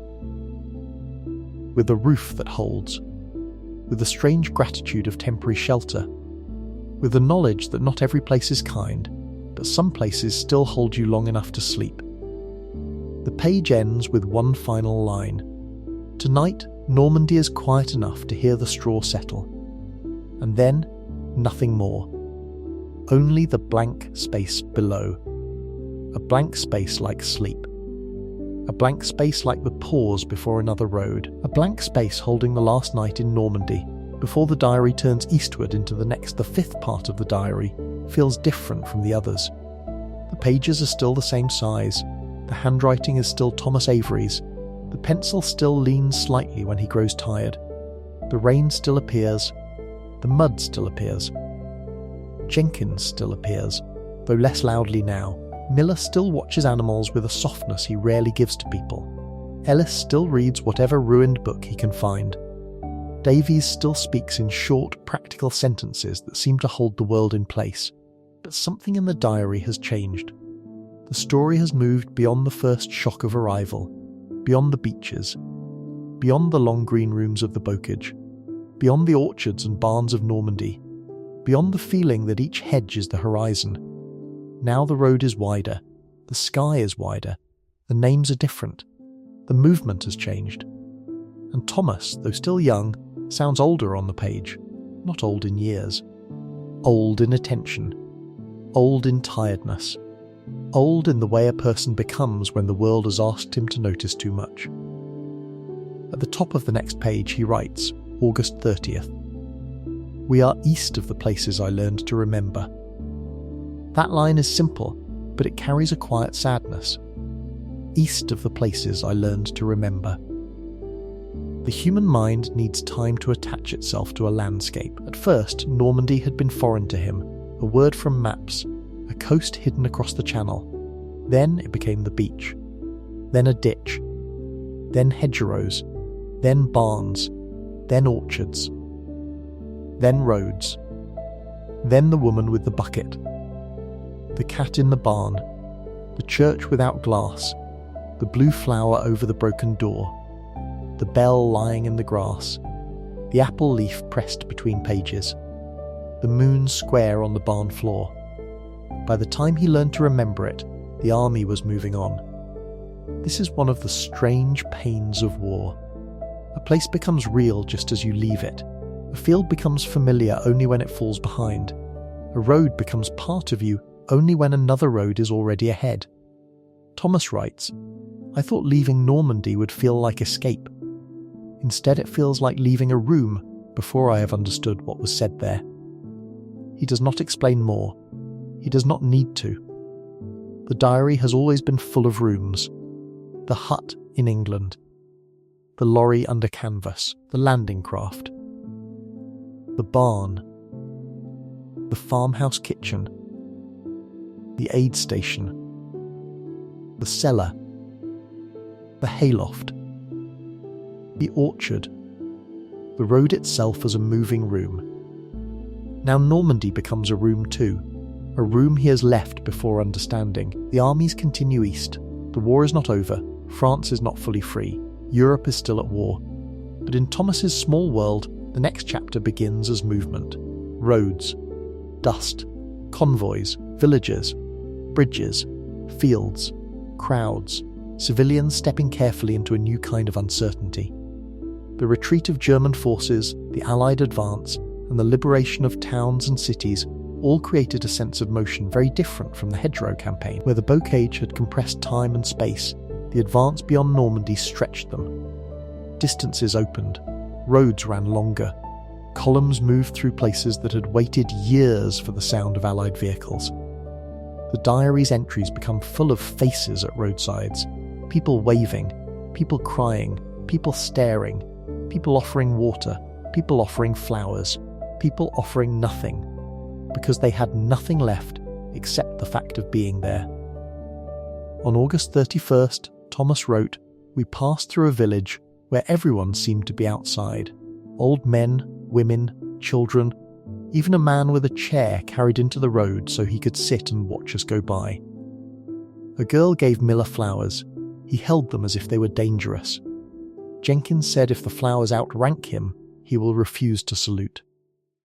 This moment is warmer than many before it. A village outside. A man sitting in the road to watch the army pass. A girl giving flowers, Miller holding them awkwardly, Jenkins making a joke. But then Thomas adds, "I do not know how to receive gratitude while covered in dust." This line is deeply human. The soldiers are welcomed as liberators, but they are tired, dirty, uncertain, and still moving. Gratitude arrives, but they do not always know where to put it. A man covered in dust may not feel like history. He may feel like a tired body needing water. The diary does not reject the gratitude. It simply notices its weight. On September 1st, Thomas writes about Paris. News certain now. Paris is free. We are not there, but the name has been with us for days like a song someone keeps humming. Jenkins says Paris probably has better coffee. Ellis says Paris has better books. Miller says Paris must have dogs. Davies said sleep. This is a perfect group moment. Each man imagines Paris through what he needs. Jenkins, coffee, Ellis, books, Miller, dogs, Davies, sleep. Thomas does not tell us what he imagines first. Later in the same entry he writes, "I imagine lights. Not bright ones. Just lamps in windows, safe enough to be seen." That is Thomas's Paris. Not monuments, not crowds, not victory parades. Lamps in windows, safe enough to be seen. Because his war has been made of covered lights, blackout, hidden lamps, dim bulbs, sheltered candles, and windows that must be dark. Freedom to him is a lamp allowed to shine. This is one of the most important emotional lines in Block 5. A lamp in a window, safe enough to be seen. It carries the whole sleep story aesthetic too. Warm light after danger. A room that does not need to hide. A city breathing again. The diary continues to move through France, but not as a travel diary in the ordinary sense. Thomas does not list tourist places, he records the road. September 3rd. Road again, poplars along part of it. Tall and thin, moving in the wind like they were listening to something far away. Dust less today because of rain in the morning. We saw a bicycle hanging from a tree. No one could explain it. Jenkins said perhaps the tree was leaving too. A bicycle in a tree, poplars listening, rain settling dust, a joke about a tree leaving. The diary remains observant, but it is also becoming more dreamlike. The movement east creates strange scenes: abandoned vehicles, broken bridges, crowds, empty fields, sudden celebrations, burned out houses, open windows, fresh bread in one village, no food in another, a woman washing clothes in a stream beside a military convoy, a child running after a truck, a dog sleeping in the middle of a road until someone lifts it gently aside. Thomas writes these things as if he knows he cannot explain the whole war, but he can preserve what passes before his eyes. On September 5th, the men are billeted in a schoolhouse for one night. School tonight. Desks pushed against the wall. Blackboard still covered in sums. Someone had drawn a house in chalk, with smoke from the chimney. We slept on the floor. I put my head near the teacher's desk and dreamed of being late for class. The schoolhouse is another borrowed room, a place built for children and lessons, now holding exhausted soldiers. The blackboard still has sums. A chalk house with chimney smoke. The war enters a classroom but does not erase the traces of children. Thomas lies near the teacher's desk and dreams of school. The dream is ordinary, almost absurdly ordinary. Being late for class, after everything he has seen, his sleeping mind returns to a child's anxiety. This is believable and tender. Sleep does not always choose grand symbols. Sometimes it chooses school. A hallway. A teacher. A missed lesson. A door closing. The entry continues. Ellis found a reader in French and spent half the evening pretending to understand it. Jenkins said he reads English badly enough and should not expand his failures internationally. Again, the men are tired, but they keep creating small domestic moments. Ellis with a school book. Jenkins teasing. Thomas watching. The schoolhouse becomes safe for one night. On September 6th, Thomas writes of an old French man who had hidden a bottle of cider. Old man with cider today. He insisted we drink, though Davies told us not too much. The cider was sharp and cloudy. The old man kept speaking to us, and none of us understood. He patted his heart, then pointed down the road. That we understood. Heart. Road. Thank you. Go on. Some meanings do not need grammar. The old man's gesture becomes another kind of language. A road and a heart. Thomas writes, I have learnt more from hands here than from words. Hands giving water. Hands shaking his hand. Hands pointing down roads. Hands carrying children. Hands sweeping glass. Hands holding flowers. Hands offering cider. Hands bandaging. Hands writing. Hands sharpening pencils. Hands resting on the edge of a table. The diary is full of hands. The body becomes language when spoken language fails. On September 8th, Thomas describes the sound of bells. Bells today. Real bells, not lying in the grass. A village rang them as we passed, though not altogether, and one sounded cracked. It was the best sound I have heard in weeks. Bells ringing after the earlier church bell in the grass. The motif returns transformed. A bell lying in the grass was a symbol of broken time. Now bells ring again. Not perfectly. Not altogether. One cracked, but ringing. The best sound in weeks.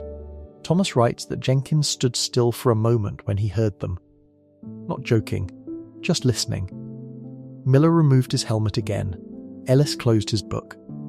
Davies looked at the church tower, checked the road, and then allowed them 1 extra minute before moving on. 1 minute for bells. That is the kind of command Davies gives.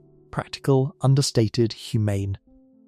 The army must move, but the men can listen. For 1 minute. Rain returns. Rain. Always returning, as if it has paperwork to complete. We are in a loft above a stable. Horses below. They shift in their sleep and make the boards creak. Smell strong but warm. Jenkins says a horse is only a large opinion wrapped in hair. The humour is gentler now. Rain with paperwork. Horses as opinions. The loft above a stable is warm, though strong-smelling. The men sleep above animals. The boards creak. The rain touches the roof. Thomas writes, "There is comfort in animals sleeping below you. It makes the building feel old and purposeful. This is a very restful line. A stable. Animals below. Men above. A building doing what it was built to do, even in war. Holding living bodies through night. Not a command post, not an aid station, not a temporary shelter forced into another role. A stable with horses, a loft with straw, a roof with rain, purpose restored. For sleep, this image can linger. A stable at night. Warm animal breath below. Straw. Rain. Wooden beams. Men asleep in a loft, a diary under a folded coat. Outside, a liberated village under dark sky. The road wet. Quiet for once. On September 12th, Thomas writes about fatigue again. I have discovered another kind of tiredness. The tiredness after relief. It comes when something difficult has passed, and the body realises it has been holding itself upright with rope and stubbornness. The tiredness after relief. This is important. During danger, the body holds. After danger, it trembles. The campaign has shifted from the enclosed struggle of Normandy to movement through liberated France, but the men are not instantly restored. Relief can be exhausting. The body finally notices itself. Thomas writes, "Some men laugh more now. Some speak less. Some sleep whenever there is a flat surface. I do not know which is better. This is psychologically precise. People respond differently after prolonged strain. Laughter, silence, sleep, all are forms of release." Jenkins laughs, but sometimes too much.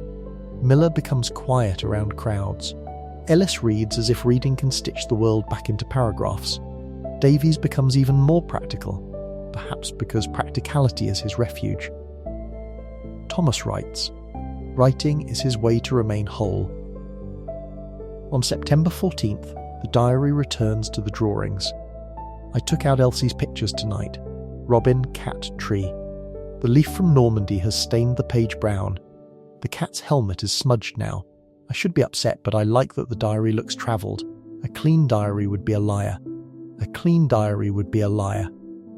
The physical marks on the diary are evidence of truth. Smudges. Rain. Dust. Leaf stains. Softened edges. A diary too clean would not have come through the same roads. Thomas accepts the damage. Perhaps he accepts his own changes too. The diary looks travelled. So does he. On September 15th, the unit passes a railway station. Station today. Tracks twisted in one place. Platform clock stopped at 10 past something, the minute hand hanging loose. There were posters on the wall, torn and faded. I thought of trains and wanted suddenly, fiercely, to be on one going home. This entry connects to Thomas's earlier love of trains. The station triggers longing, not abstract homesickness. Specific. A train going home. The platform clock stopped, tracks damaged, posters torn, a place designed for departures and arrivals made useless by war. Thomas writes, "A station without trains is like a sentence without a verb." This line reveals his mind again. He thinks in ordinary metaphors. A station should move, a sentence should act. Without trains, the station is waiting without purpose. Perhaps he feels the same. A soldier far from home, still moving, but not toward the place he wants most. On September 16th, he dreams again. Dreamed of trains. Not across the sea this time. A normal train, clean windows, dry seats, no rifles, no packs. Elsie was there with her cat drawing, but the cat kept changing into Jenkins. I woke laughing and could not explain it. The dream is absurd and comforting. A normal train, clean windows, dry seats, no gear. Elsie. A cat changing into Jenkins. He wakes laughing. The others may ask, he cannot explain. Dreams help the mind rearrange fear into strange comedy. On September 18th, Thomas writes about a town where people had painted signs welcoming the Allies. There were signs today, painted quickly, some crooked. Welcome, mercy, vive something, flags too, though I will not describe them here. People smiled and cried and pushed fruit into our hands. An old woman kissed Davies on both cheeks. He looked more frightened than on any road in Normandy. We avoid flag detail but allow he doesn't describe. Good, this is a warm scene. Davies, unshakable Davies, frightened by affection. The old woman kissing him on both cheeks. Fruit pressed into hands, crooked welcome signs, people reclaiming public joy. But the diary also notes, behind one house, I saw a man sitting alone on a step, not smiling. Perhaps gratitude and grief take turns, and his had not changed yet. This is mature. The village celebrates, but one man sits alone. Not everyone can rejoice at the same speed. Some have lost too much. Some are still waiting for news. Some cannot trust relief yet. Gratitude and grief take turns. Sometimes grief stays seated when others stand. Thomas notices him, and by noticing keeps him from disappearing into the general celebration. On September 20th, the diary speaks of distance from Normandy. Normandy feels far now, too far for so few days. I said this to Jenkins, and he said that is because Normandy is made of hedges, and hedges are naturally good at hiding themselves once you leave. I think he meant it kindly. Normandy hides itself after departure. A landscape of hedges vanishing behind them. The memory itself becomes hedge-like. Fragmented. Enclosed. Hard to see all at once. Thomas writes, I remember it in pieces. Perhaps that is the only proper way. This confirms the diary's structure. Pieces. Not a full panorama. A diary of fragments. A history through small objects. On September 22nd, the men receive more mail. Mail. Mother writes that Elsie has started school again. Father's step still holds, to everyone's surprise. There are fewer apples than expected this year. I read that sentence 3 times. Fewer apples than expected. I do not know why it nearly undid me. Fewer apples than expected. After orchards in Normandy, after apples and smoke, after fallen leaves, after Elsie's huge apple tree drawing, the domestic sentence carries great emotional force. The home apple crop is poor, a small problem from another world. And because it is small, ordinary and safe, it nearly breaks him. He continues, I wanted to be there to hear Mother complain about apples. This is the most direct homesickness in Block 5. Not I want to go home in a grand way, I want to be there to hear Mother complain about apples. The ordinary complaint becomes precious, a home where apples can be the problem. That is what he longs for. Jenkins reads the letter and says, tell her French apples are too ambitious and should be avoided. Thomas writes that he laughed, then had to turn away. Again, Jenkins offers humour where feeling is too near. On September 24th, the diary records a quieter night near a river. River tonight. Small, dark, slow. We are camped near willows. The water makes almost no sound unless you listen hard. Moon in pieces on the surface. I washed my hands and watched the dirt run away from them, though not enough. A river at night. Willows. Moon in pieces. Dirty hands washed. Not enough. The river becomes a place of partial cleansing. He cannot wash away everything. But he can wash his hands. The entry continues, Jenkins said the river is going the wrong way if it expects to reach England. I told him rivers do not take orders. He said that explains their success. This exchange is gentle, almost philosophical. Rivers do not take orders. Perhaps that is why they reach the sea. The men sit near water and talk softly. The war is still present, but for a moment the river has more authority than the army. The river moves slowly under moonlight. The men sleep near willows. This image can be used to slow the script deeply. On September 26th, Thomas writes, "A quiet day," which makes everyone suspicious. Quiet in war is like a closed door. You do not know if it hides a room or a storm. This is tense, but softly phrased. Quiet is not always peace. It may be waiting. The diary has learnt to distrust quiet, but still desires it. This ambivalence is real. A soldier longs for calm, but cannot always accept it when it comes. He listens too carefully. He waits for the other sound. A door or a storm. On September 27th, Ellis has finished another book. Ellis finished his book and said the ending was satisfactory because nearly everyone sat down. He says all stories should end with people sitting down somewhere dry. Jenkins said this would improve the Bible, Shakespeare, and most military operations. This line almost describes your channel. All stories should end with people sitting down somewhere dry. The humour is perfect for a sleep story. Dryness as narrative resolution. Sitting down as peace. Thomas writes, "I have decided Ellis is right. This sets up the eventual ending of the whole script. Rest, dryness, sitting, a lamp, a diary closed." On September 29th, the men are billeted in a house where a family has left behind a tablecloth. House tonight. Empty, though not abandoned in spirit. Tablecloth still on the table, folded back at one corner. A vase with no flowers, a cupboard with one cup left inside. We did not use the table at first.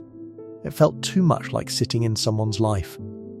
This is another borrowed room, an empty house that still feels occupied by memory. A tablecloth, a vase without flowers, one cup in a cupboard. The men hesitate to use the table because it belongs to a life. Eventually Davies allows them to sit, but carefully. Thomas writes, "We ate with more manners than usual." Jenkins even apologised to the chair when he knocked it. This is humorous but tender.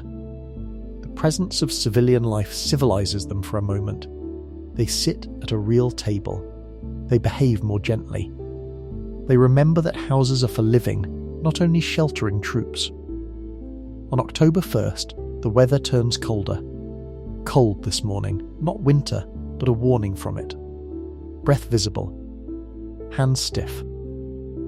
Coffee better, because cold makes all hot things kind. Miller says he worries about the dog from Normandy. Jenkins says the dog has probably become mayor of a liberated village. The dog from Normandy returns. Miller still worries. Jenkins imagines the dog as mayor. Memory of Normandy is still alive in the group.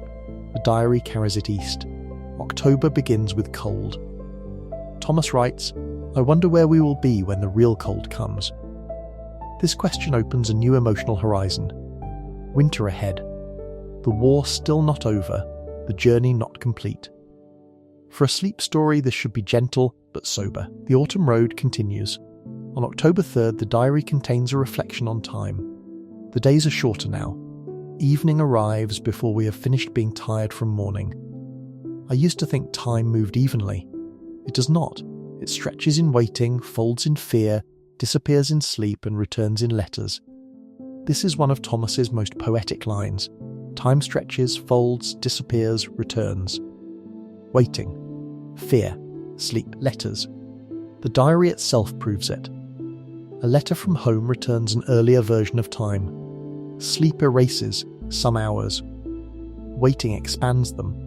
Fear folds them tight. The script can linger on this because it is both philosophical and soothing. Time in wartime is not clock time. It is body time, memory time, letter time, road time, rain time. On October 5th, Thomas writes of another night watch, watched by a road lined with trees, leaves falling. I could hear them land. That is how quiet it was for a while. A leaf makes almost no sound, Yet tonight I heard several. It felt like being trusted with a secret. A leaf falling, heard in the night. A soldier on watch listening to autumn leaves. This is one of the most sleep-inducing images in Block 5. The battle is not gone, but the immediate sound is a leaf. He feels trusted with a secret. The natural world speaks quietly enough that only someone awake and still can hear it.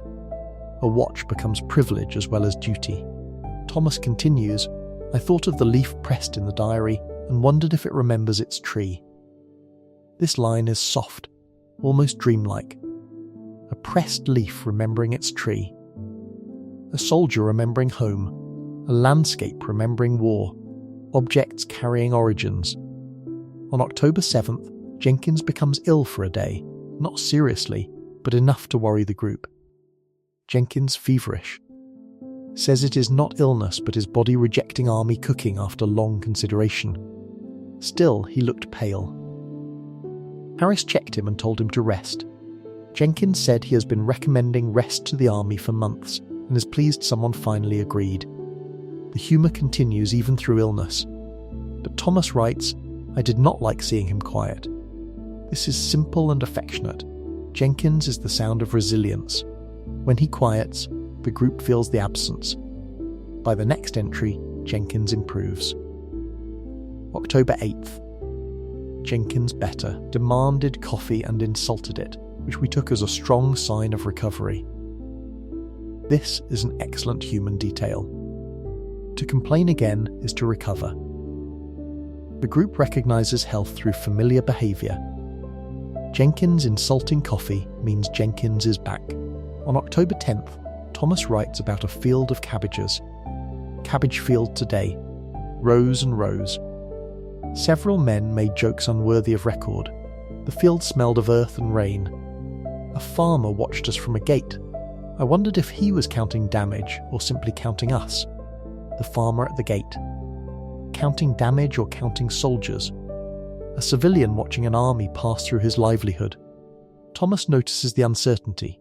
The farmer may be grateful, worried, angry, exhausted, practical, or all at once. Again, the civilians are not props. They have their own losses and calculations. October 12th. We helped move a cart from a ditch.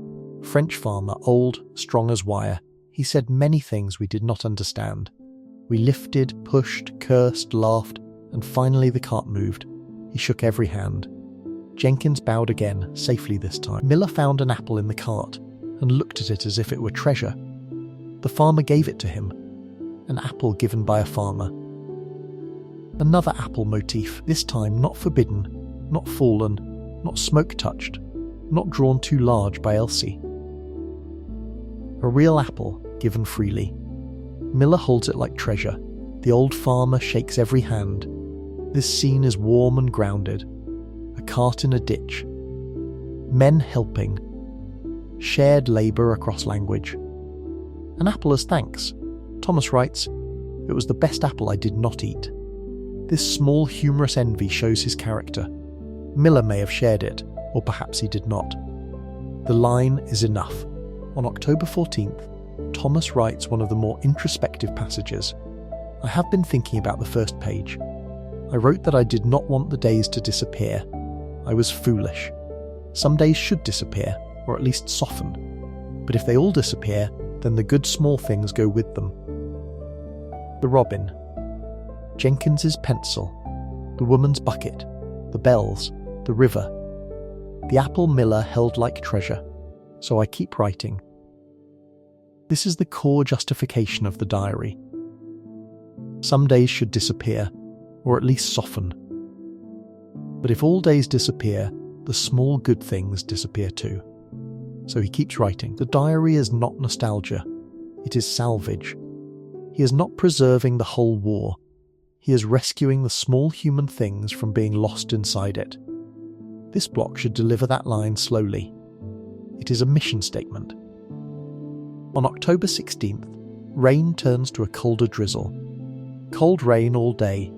It finds the neck, cuffs, knees and spirit.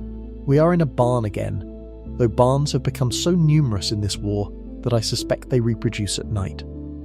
This one has a good roof, poor straw, and a mouse with confidence. The mouse becomes another animal character, a mouse with confidence. The diary gently shifts toward more sleep ambience again. Barn, cold rain, roof, straw, mouse. Men settling for the night. Thomas writes later, the mouse stole a crumb from near Jenkins's boot. Jenkins said any creature brave enough to approach his socks deserves a meal. The men laugh. The mouse survives. A crumb disappears. The war is reduced for a moment to a tiny animal and a joke about socks. This is exactly the type of soft scene that can keep the story listenable over 2 hours. On October 18th, the diary notes that Ellis has no book. Ellis without a book today. This is unnatural and made everyone uneasy. He read an old label from a crate twice and said the plot lacked development. Jenkins promised to find him a book before Ellis begins reading our faces. The absence of a book becomes comic tension. Ellis needs reading as Thomas needs writing. Each man has a method. Jenkins jokes. Miller cares for animals. Ellis reads. Davies orders. Thomas writes. Without the method, a man becomes unsettled. By evening, Ellis finds a torn magazine. October 19th. Ellis has found half a magazine. Peace restored. The entry is short and satisfying. Peace restored by half a magazine. On October 20th, Thomas writes about the sky. Clear night. Stars visible. More than I have seen in a long time. I tried to find constellations and failed. Jenkins said stars are not improved by organisation. I think he may be right. The men look up. The sky has opened. Stars do not need organisation. This contrasts with maps, orders, roads, convoys and military structure. Above them, the sky is unorganised and beautiful. Thomas writes, for a few minutes, the war seemed to be happening under the world, not over it. This is another striking sentence. The stars make the war seem lower, smaller, beneath the world. The universe above remains wider than human conflict. This gives the listener a larger, calming frame. The war is immense to those inside it. But the stars remain older, higher, unclaimed. On October 22nd, the diary mentions that Thomas's pencil is nearly gone. Pencil nearly finished. Jenkins says this is the true crisis of the campaign. He found another, shorter than a cigarette, and chewed by someone nervous or artistic. I accepted it. A writer must not be proud. The pencil motif returns. Jenkins again provides. The diary continues because a friend finds a pencil. This is a quiet act of preservation. Without pencil, no diary. Without Jenkins, perhaps fewer days remain. Thomas writes, the new pencil writes darker. I do not know if that is the pencil or me. This line quietly suggests his inner change. The marker's darkened. Maybe the pencil. Maybe the person. On October 24th, Thomas describes a night in a ruined house. House with no roof over one room. We slept in the room beside it, which had 3 walls and a corner of ceiling. Rain did not reach us if we chose our places carefully. There was wallpaper still on one wall, pale flowers. Miller said his mother would hate the colour. This made the room less sad somehow. A ruined house. 3 walls and a corner of ceiling. Rain avoided by careful placement. Wallpaper with pale flowers. Miller's mother hating the colour. A domestic opinion restoring normality. The room becomes less sad because someone imagines a mother judging wallpaper. This is beautiful. War damage meets interior decorating. The ordinary world re-enters the ruined room. Thomas continues, I slept looking at the flowers. In the dark they looked almost alive. Again, a restful image. Pale wallpaper flowers in a roofless house. A soldier sleeping beneath them. On October 26th, Thomas writes about hearing music. Music tonight, somewhere down the road. Accordion, I think. Not well played, but brave. Men stopped talking to listen. It lasted only a few minutes. When it ended, the quiet seemed larger. Music returns after bells and singing. An accordion down the road. Not well played, but brave. This is a lovely phrase. Music does not need perfection, it needs courage. The men listen. The quiet after music becomes larger. This can be a soft transition into the end of Block 5. On October 28th, Thomas's tone becomes more reflective. I used to think I would write everything down when I had the chance. Now I know there is no everything. There are only pieces that ask to be kept. A bell. A road. A leaf. A joke. A hand. A lamp. A line of rain on a window. There is no everything. Only pieces that ask to be kept. This is the diary's philosophy in its clearest form. A sleep story can adopt it too. We do not need to hold the whole war, only the pieces that ask to be kept. The safe pieces, the human pieces, the gentle pieces, the ones that allow memory without overwhelming the listener. On October 30th, Thomas writes to his mother. Wrote to mother. Said I am well. Said the weather is changing. Said I received Elsie's tree. Said the food is better sometimes. Did not say I miss hearing ordinary complaints. Did not say I would like to sit at the kitchen table and hear father insist the step is sound though it is not. Did not say I am afraid of forgetting the sound of the house. The letter says one thing. The diary says another. Again, letter and diary as two forms of truth. A letter protects the reader. A diary receives the unprotected feeling. He is afraid of forgetting the sound of the house, not the sight. The sound. The kitchen. The door. The floorboards. The voices. The kettle. The step his father repaired badly. Homer's soundscape. For a channel built around sleep ambience, this is powerful. Memory is auditory. Rain, engines, bells, pails, breath, leaves, and now home. On November 1st, the block's final section begins. Cold morning. Frost on the grass. First real frost I have seen since England. It made the field look innocent, which seemed unfair. Frost. A new season. The campaign has moved from summer into autumn and toward winter. The field looks innocent under frost. But Thomas knows too much now. Weather can make the world look clean without making it so. He writes, the frost melted where the sun touched it. For a little while, every blade of grass had a white edge. Jenkins said if winter is coming, it should bring better socks. Even in frost, Jenkins returns to socks. The ordinary need continues. On November 3rd, the men spend a quiet night in a barn with a good stove. A stove tonight. A real one. Small, black, smoking badly at first, then behaving. We gathered around it like pilgrims. Jenkins says he forgives all stoves now, including the useless one in England. I think I do too. The stove motif returns from Block 1. The useless stove in the training hut, the object once complained about, now forgiven. A real stove in November becomes almost sacred. The men gather around it like pilgrims. Warmth transforms the mood. Thomas writes, heat on the hands, steam from socks, coffee terrible but hot, rain outside. For half an hour, no one wanted anything larger than the room. This line is ideal for sleep. No one wanted anything larger than the room. After months of movement, maps, roads and war, the men desire only warmth and enclosure. A stove, hands, steam from socks, hot coffee, rain outside, a room small enough to hold. This echoes earlier, men sleep better when the world becomes smaller. Here, the world becomes smaller again, not because of fear, because of comfort. The diary's 5th block closes with this room, November 3rd later. The stove is low now, most are asleep, Jenkins near the door, Miller with the blanket over his head, Ellis with the magazine on his chest, Davies sitting upright, as if sleep is another duty he intends to perform correctly. The rain has softened. I can hear it on the roof and in the yard.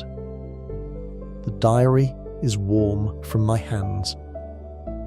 The diary is warm from my hands.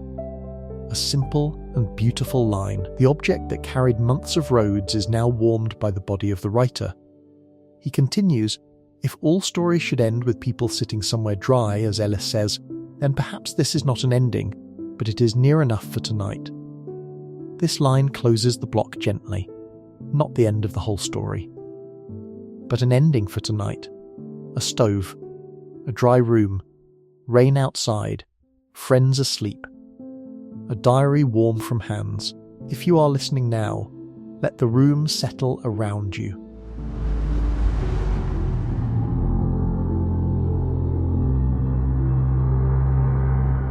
The road has been long, from Normandy into the widening roads of France, from dust to bells, from orchards to schoolhouses, from rivers to ruined homes, from station platforms to stable lofts, from crowded roads to frosted fields. But now there is a stove. A small black stove in a borrowed room. At first it smoked. Then it behaved. The men gathered around it, tired beyond talk. Steam rose from socks. Coffee warmed their hands. Rain tapped the roof. The war remained beyond the walls, but for half an hour the room was enough. Jenkins forgave all stoves. Miller slept under a blanket. Ellis rested with half a magazine. Davies sat upright like a man determined to sleep properly. Thomas wrote with a diary warm in his hands. The drawings were still inside, the robin, the cat, the tree, the pressed leaf from Normandy, the smudged pages, the grit, the rain marks, the pencil found by Jenkins, all of it still there. A portable home made of paper, a little room inside the larger room, a small place where days did not completely disappear. Outside, rain fell gently, not the hard rain of departure, not the cold rain of the Channel, not the rain on the Normandy barn roofs. A softer rain now. Autumn rain. Rain on a yard. Rain on a roof. Rain on the road they would take again tomorrow. The stove settled, the room breathed, men slept, and the diary, open for a few more lines, held the warmth of Thomas Avery's hands before he closed it for the night. The final part of the diary begins in winter light. Not deep winter yet. Not snow. Not the hard silence of frozen roads and white fields. Only the first feeling of winter approaching. Cold mornings. Shorter evenings. Breath visible in the air. Frost on grass. Rain that no longer felt like autumn rain, but something thinner, sharper and more patient. The page is dated November 8th, 1944. Thomas Avery's handwriting is slower here. The letters are still clear, but they carry a heaviness, as if each sentence had been written after a long pause. Cold now. Real cold, the kind that gets into metal first and then into hands. We woke before dawn and the field was silver. Jenkins said frost is only mud pretending to be respectable. I wanted to laugh, but my mouth was too stiff. The diary has travelled far from the training hut where it began. It has crossed the Channel. It has passed through Normandy. It has held rain, dust, apples, smoke, bells, roads, ruined houses, rivers, stoves, drawings, and small jokes that kept men human. Now it enters the quiet edge of winter. And with winter, the tone changes again. The story becomes slower. Not because nothing happens, but because Thomas's attention has become even more inward. He writes less about where they are, more about what remains, what a person carries, what a person forgets, what a person cannot forget, even when he tries. The next entry is short. November 10th. I read back through the diary today. The first page feels like a room I once lived in. I can see myself there, writing neatly because I thought neatness mattered. I did not know yet that rain would smudge more than ink. That sentence sits alone in the middle of the page. Rain would smudge more than ink. By now, the diary itself is marked by weather. The edges are curled. Some pages are stained. The pressed leaf from Normandy has left a brown shadow between two sheets.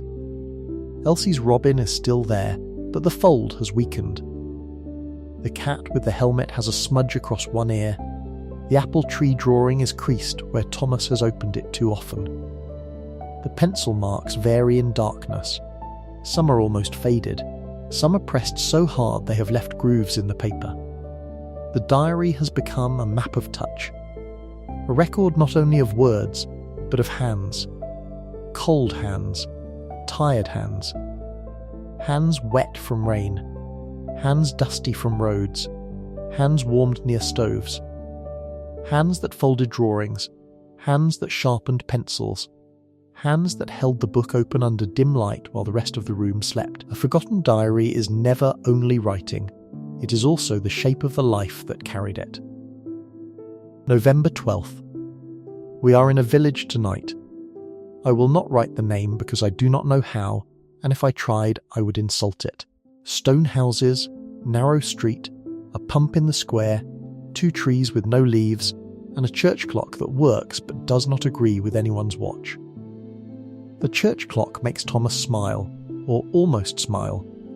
A clock that works but disagrees with military time. A village keeping its own hour. After months of orders, watches, schedules, convoys and movement, the idea of a clock refusing to match the army feels almost comforting. The village has seen war. One house is roofless, a wall is cracked, the pump handle is stiff, but the clock still turns stubbornly in its tower.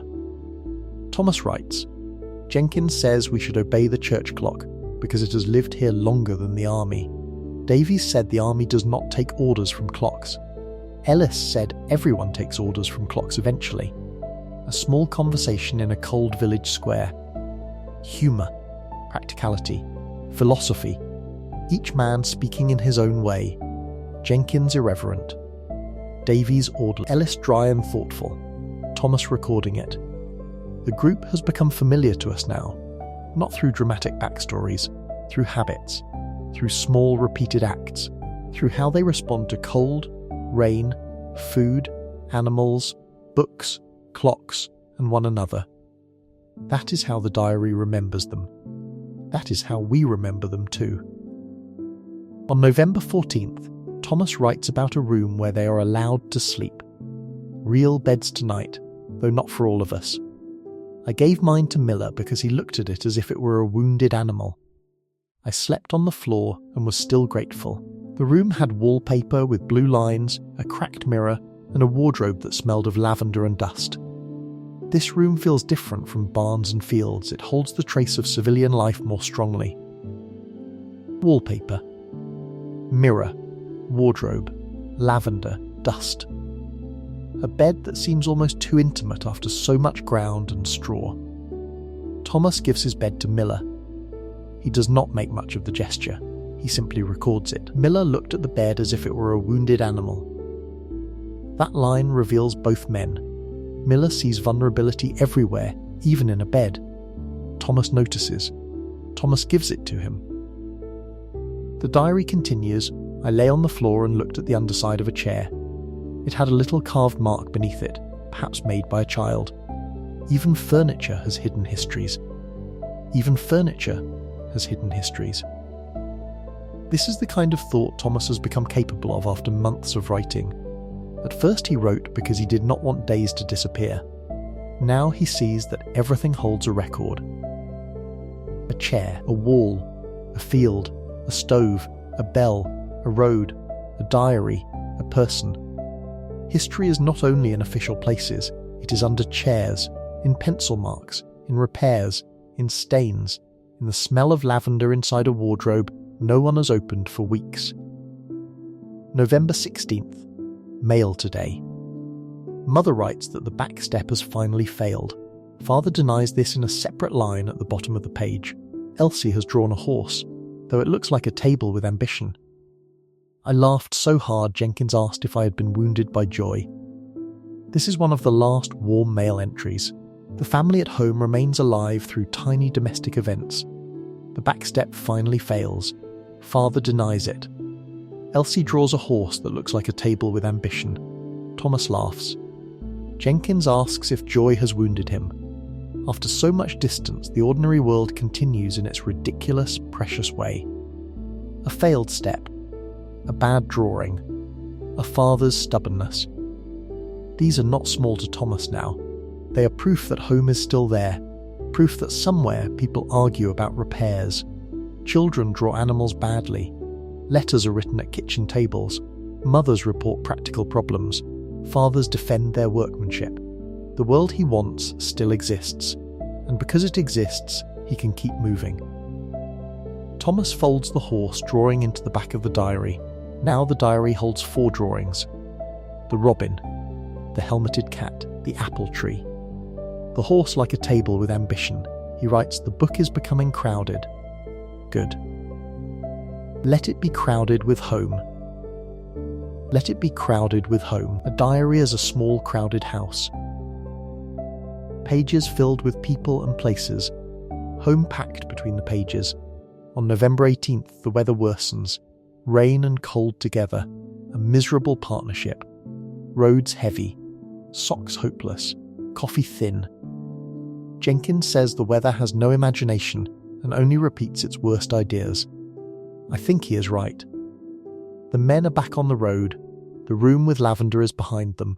The bed is behind them. The village clock is behind them. Once again, movement. Cold road. Thin coffee. Wet socks. Thomas's writing is shorter, but he continues. The act of writing itself has become a kind of discipline, like checking equipment, like cleaning a rifle, like folding a blanket, like warming hands around a cup. He writes because the diary is his way of remaining attentive.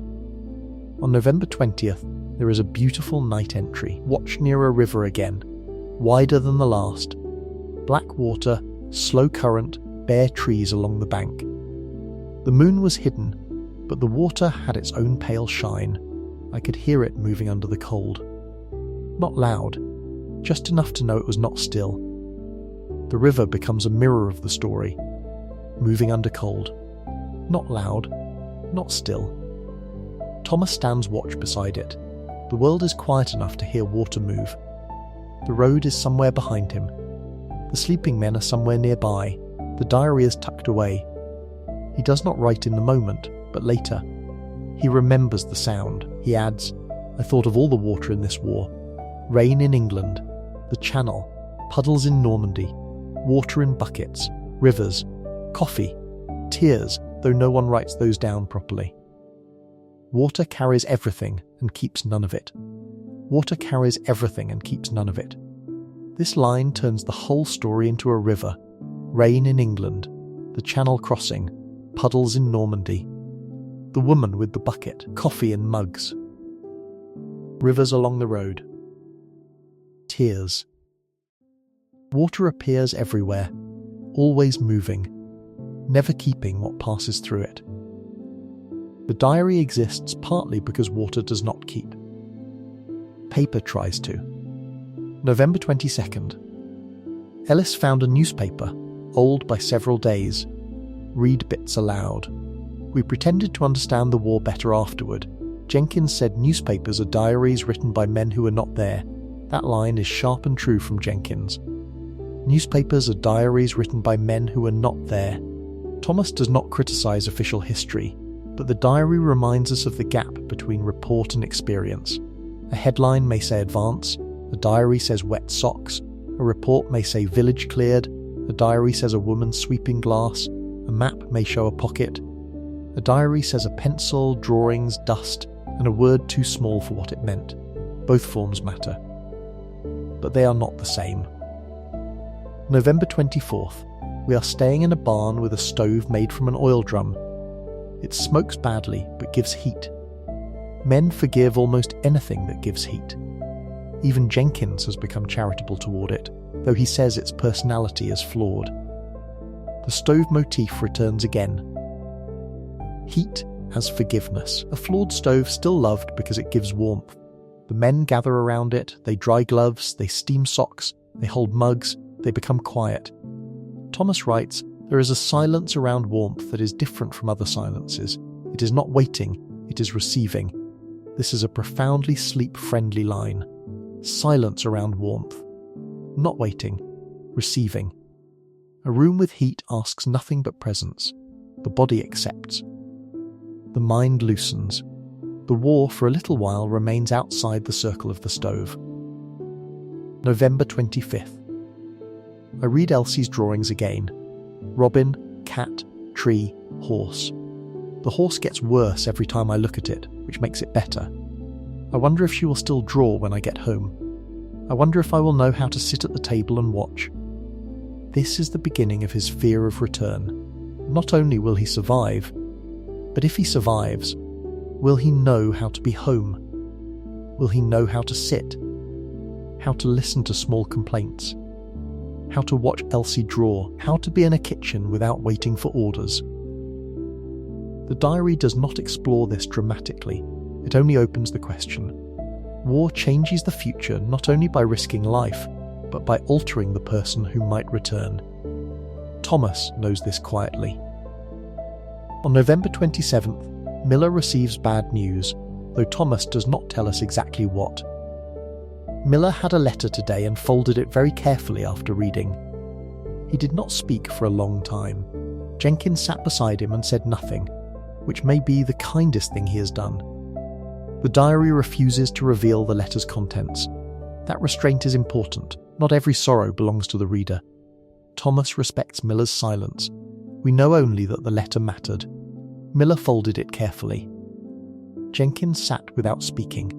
This is friendship at its quietest. The man known for jokes gives none. He gives presents. Thomas writes, "Sometimes silence is not empty and not waiting. Sometimes it is a hand held out without moving." Another beautiful line. Silence as a hand held out. A sleep story can hold that. A friend sitting beside another in a barn or room, saying nothing because nothing can be improved by speech. November 29th. Cold, clear morning. Frost on wagon wheels. A thin cat on a wall. Miller noticed it but did not move. I think he was too tired for another creature to love. This line is subtle and sad. Miller, who always cares for animals, does not move toward the cat, too tired for another creature to love. The campaign has worn even tenderness. Thomas notices, but does not comment aloud. The diary receives it. December 1st. December. I did not think of months for a while, only days, roads, meals, watches. But now December has arrived, whether invited or not. Jenkins says December is November with better manners and worse intentions. The calendar returns. December. The year is ended. The war is not. Thomas is far from the March training hut, far from the June crossing, far from the green Normandy fields. The diary now covers seasons. Spring rain in England. Summer dust in Normandy. Autumn roads through France. Early winter cold. It has become a long weather record of a soldier's inner life. December 3rd. We passed a house with a Christmas wreath on the door. Too early perhaps, but no one complained. It was made of evergreen and tied with a strip of cloth. The door itself was cracked. The wreath looked stubborn. A wreath on a cracked door. Stubborn evergreen. Another civilian image. People marking the season despite damage. A sign that ordinary rituals return before conditions are ideal. The wreath does not wait for perfect peace. It hangs on a cracked door. Thomas writes, perhaps that is what hope looks like. Something green on a broken door. This may be one of the most beautiful lines in the whole script. Hope as something green on a broken door. Simple. Visual. Gentle. December 5th. Stove again tonight. Better than the last. Rain outside turning nearly to sleet. We are in a room that may have been a shop. Shelves empty. Counter still there. Jenkins stood behind it and tried to sell Miller his own boots. Miller declined due to quality concerns. Humour returns. A shop with empty shelves. Jenkins playing shopkeeper.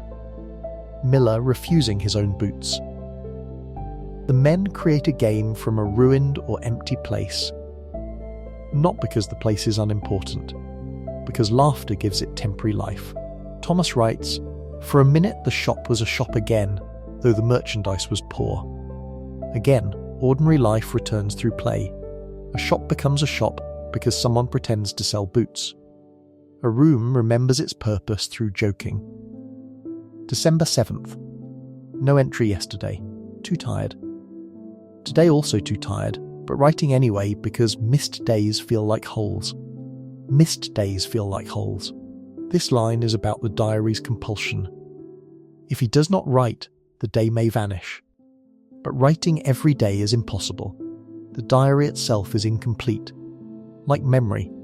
Like history. Some days remain blank, and the blanks matter too. Thomas adds, perhaps holes are honest. No one remembers everything. This is important for the final reflection. A diary is not complete. A life is not complete on paper. But fragments can still be true.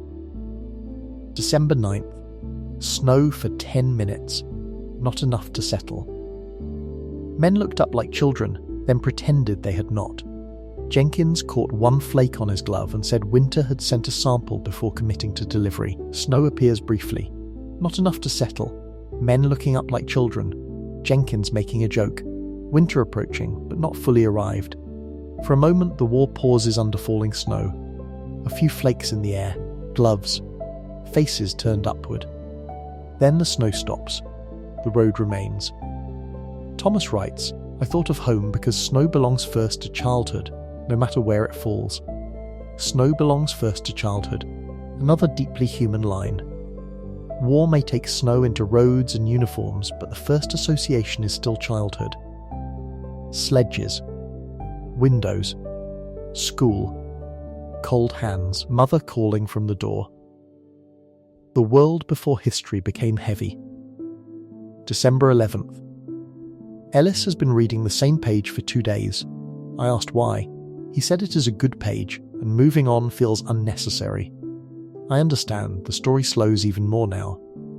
Ellis reading 1 page for 2 days, not because he cannot read, because perhaps repetition is comfort.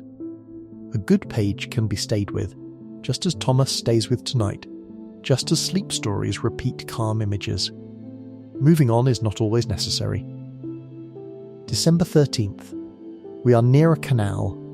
Flat water, grey sky, reeds at the edge, a barge half sunk by the bank, no one aboard. The water reflected the clouds so well it seemed the sky had fallen in and decided to rest. The sky fallen into water and resting. This is a perfect final block image, the world descending into stillness. Canal. Reeds. Grey clouds. A half-sunk barge. Not dramatic. Melancholic. Quiet. Thomas writes, I could have watched it longer, but armies do not pause for reflections, even good ones. A gentle pun, perhaps unintentional, or perhaps Thomas allowing himself wit. Reflections in water. Reflections in thought. Armies do not pause for either, so the diary pauses instead. December 15th. Letter from home. Mother asks if I need socks. I nearly laughed. Need is not the word. I require socks at a theological level. Father adds that the step is repaired again, properly this time. I do not believe him. Elsie sent no drawing, only a note saying she is saving paper. I hope she is not saving joy. This is both tender and worrying. No drawing from Elsie. Paper shortage, perhaps. Thomas worries that saving paper might also mean saving joy. He knows it is not rational, but the drawings have become so important that their absence feels like a dimming light. He writes, I put the note with the drawings. Even no drawing belongs with them. Even absence belongs in the diary. The back pages hold not only images now, but the missing image too. December 17th. Cold night. Watch by a road, frost on hedges, though these hedges are not Normandy hedges. Smaller, less secretive. I listen to the road, no vehicles for a long time. Then one truck, slow, chains on wheels, driver half asleep. He nodded as he passed. I nodded back. 2 kings of the midnight road. This is gentle. 2 tired men in the cold. A soldier on watch. A truck driver passing with chains on wheels. A nod exchanged. 2 kings of the midnight road. Humour and dignity. The road at night becomes a kingdom of fatigue. December 19th. Jenkins asked what I will do with the diary if we get home. I said put it in a drawer and never look at it. He said that would be rude after dragging it through half of Europe. I said perhaps I will read it when I am old. He said old men should not be trusted with pencils. The question appears, what happens to the diary after the war? We know from the framing story that it is eventually found in a farmhouse box in France. But Thomas does not know that. He imagines a drawer at home. Maybe old age, maybe never reading it. Jenkins jokes about old men with pencils. Thomas adds, I did not tell him that I am afraid to lose it and afraid to keep it. This is a key final block line. Afraid to lose it because it holds the days. Afraid to keep it because it holds the days. Memory is both comfort and burden. The diary has saved things, but saved things can hurt.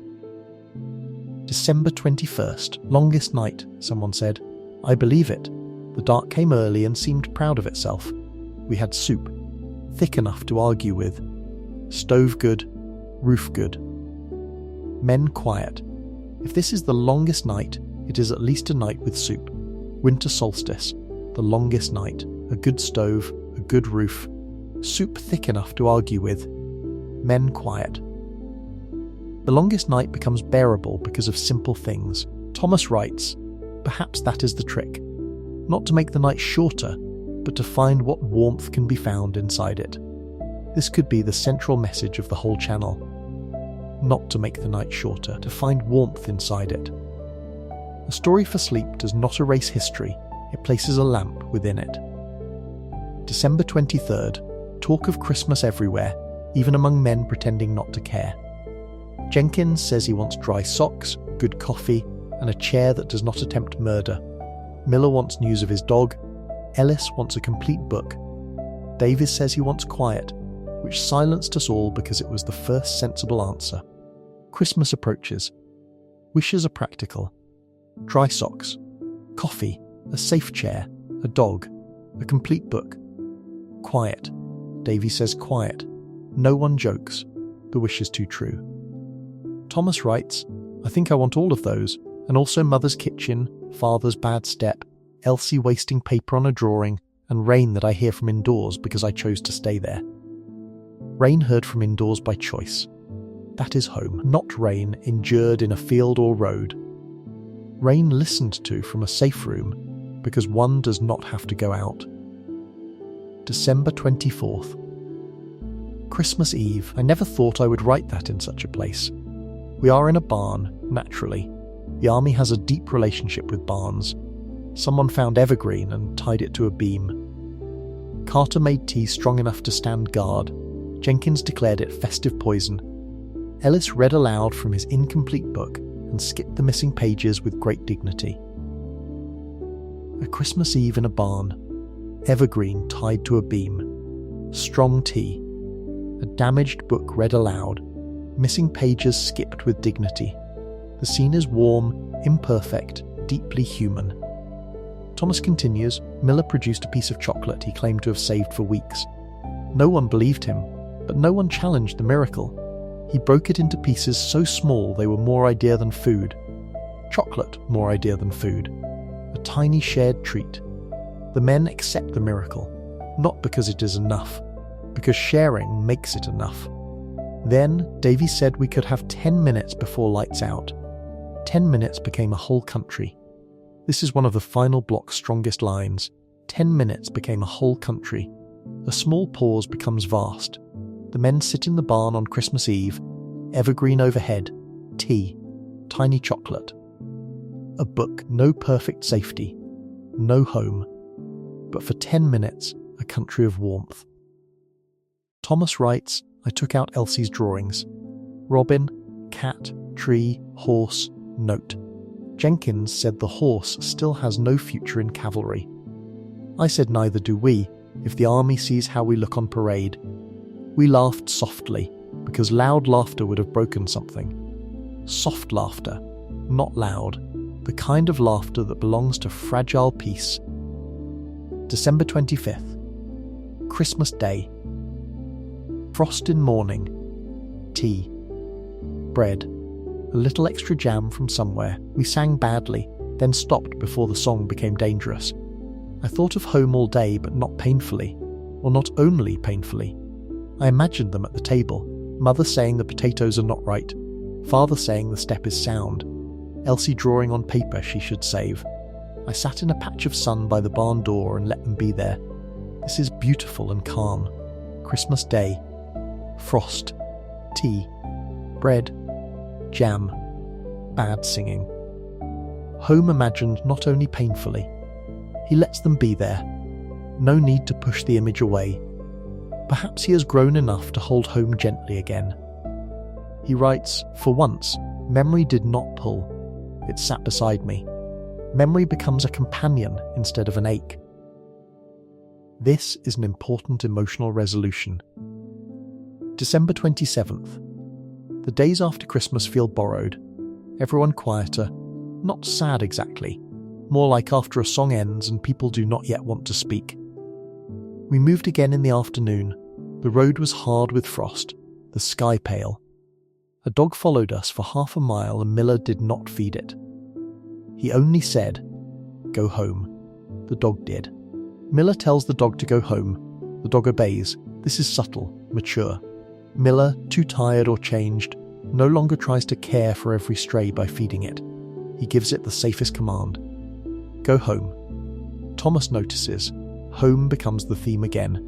For animals, for men, for letters, for diaries. December 29th. End of year near. I can feel it even without a calendar. Men speak of January as if it is another country. Every month has been a country this year. Every month as a country. March, rain and training hut. June, Channel and Normandy. July, bocage and barns. August, dust and breakout. September, bells and roads. October, rivers and leaves. November, frost and stoves. December, Christmas in a barn. Each month a land crossed. Thomas has travelled not only through geography, but through time. December 31st.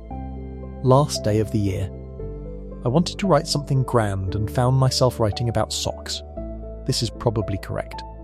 A perfect Thomas line. The year ending, but socks remain essential. He continues, we are in a room above a stable. Rain outside, though cold enough to threaten snow. The horses below are restless. Jenkins says they know the year is leaving and disapprove of its conduct. Ellis has a whole book now, acquired by methods he refuses to explain. Miller is asleep. Davies is writing something, which feels as unlikely as seeing a church bell dance. Davies writing. A rare image, the practical man with a pencil. Perhaps writing home, perhaps making notes. Thomas does not disturb him. The room above the stable is warm enough. The rain threatens snow. The horses shift below.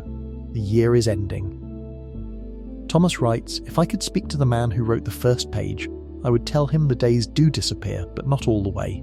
Some remain as stains, jokes, smells, drawings, bad coffee, bells, and the warmth of a stove. That may be enough. The diary's lesson is complete. The days disappear, but not all the way. They remain imperfectly. In stains. Jokes, smells, drawings, coffee, bells, warmth, enough.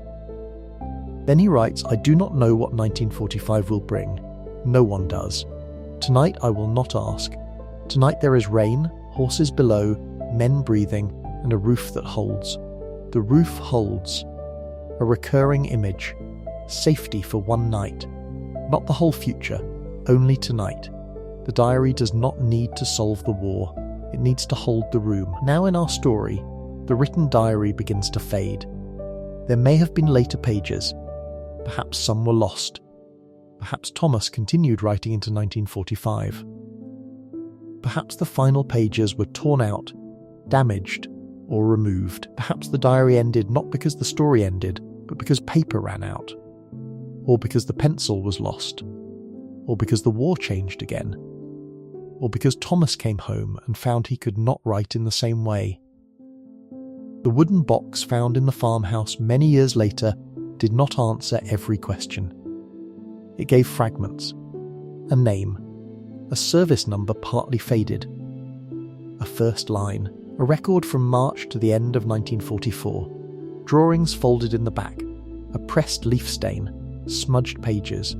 A pencil worn nearly to nothing. A voice. But not the whole life.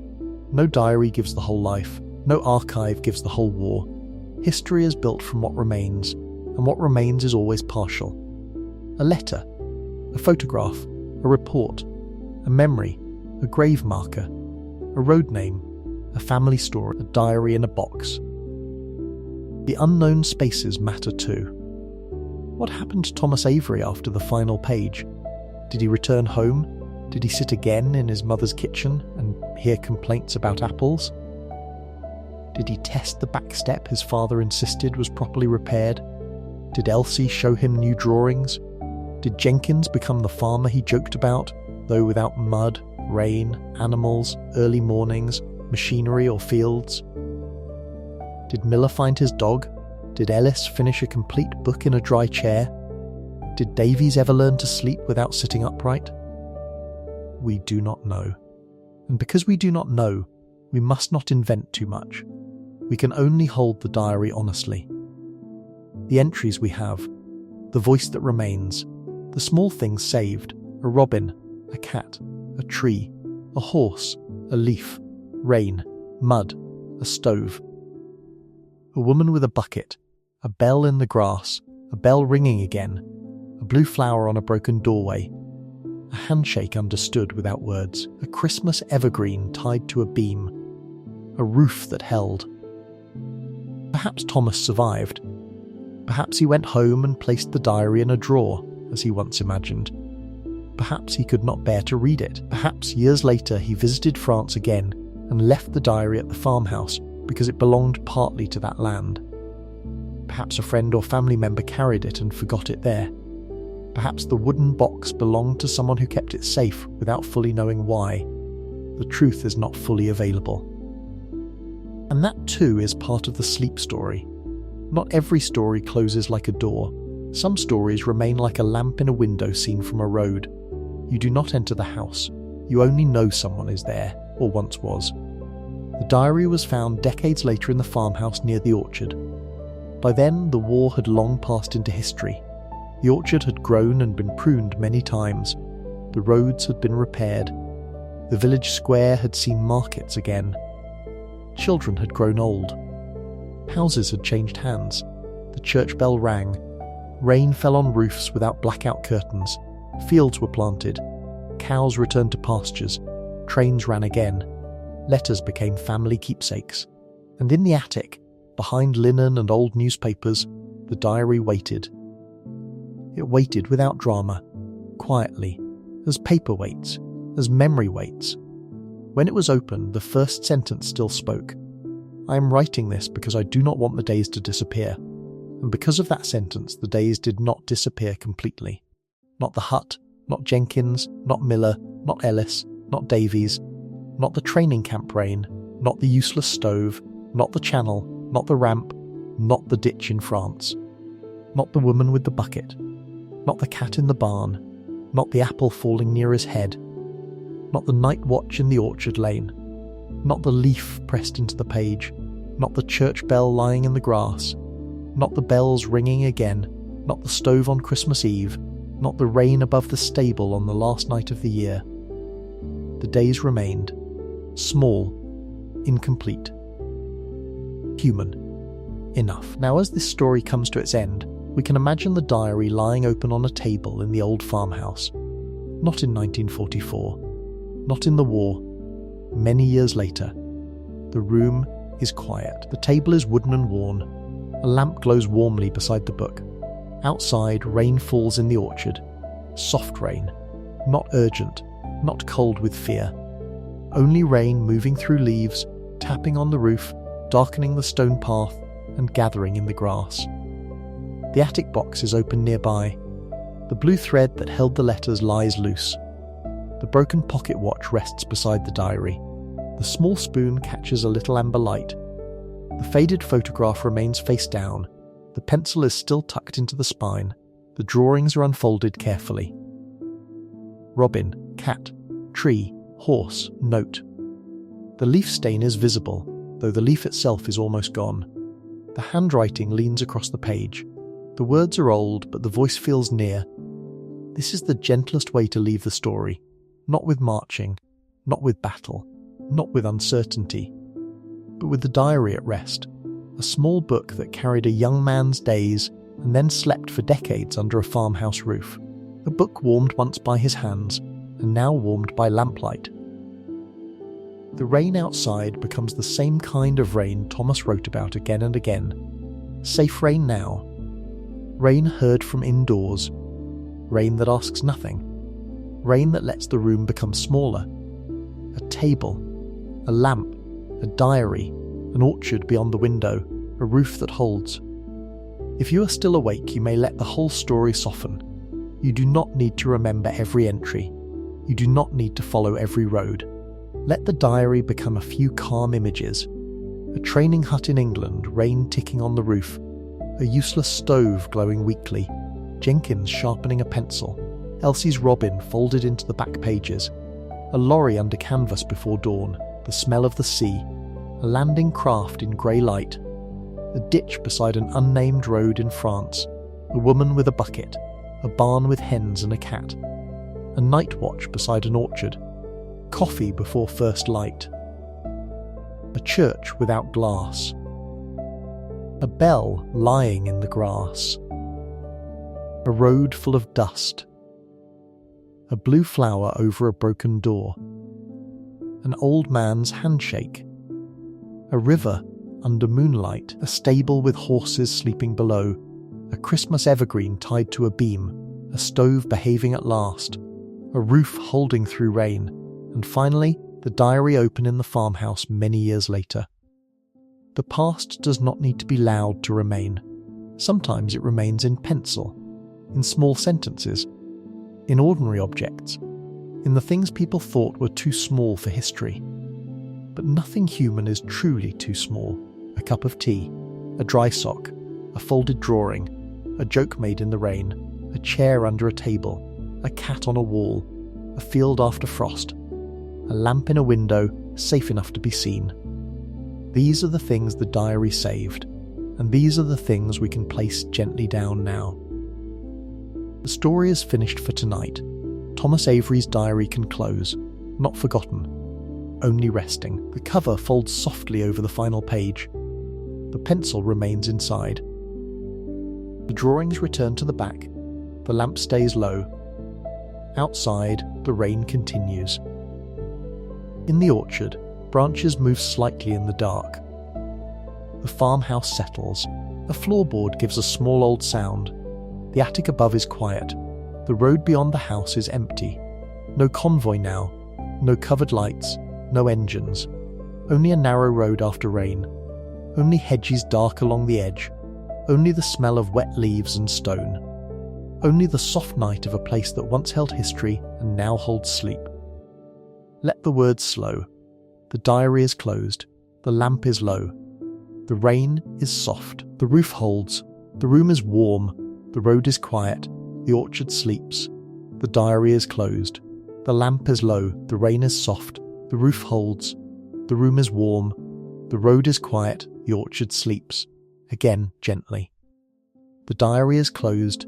The lamp is low. The rain is soft. The roof holds. There is nothing more to follow. No road to take tonight. No map to read. No watch to keep. No letter to answer. Only the small, safe room of the present. Only the sound of rain. Only the warmth of the lamp. Only the quiet after a long story.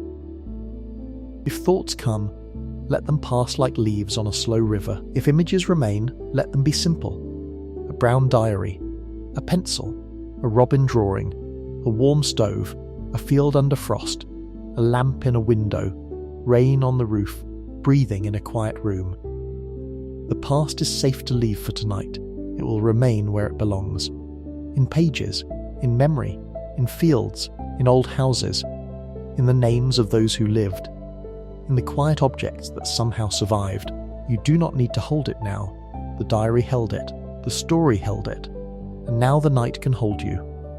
Let the shoulders soften, let the hands rest, let the eyes grow heavy, let the breath move naturally, like rain beginning and ending, like a road fading into mist, like a page turning slowly in warm light. The forgotten soldier's diary has been opened, read, remembered, and gently closed again. The days did not disappear, not completely. They became rain. Paper, pencil, warmth, a small lamp in the dark, and now, as the lamp grows lower and the rain continues softly outside the window, you may drift away from the story, deeper and slower, into the calm that comes after remembering. The roof holds. The room is warm. The diary rests. And the night is quiet enough for sleep.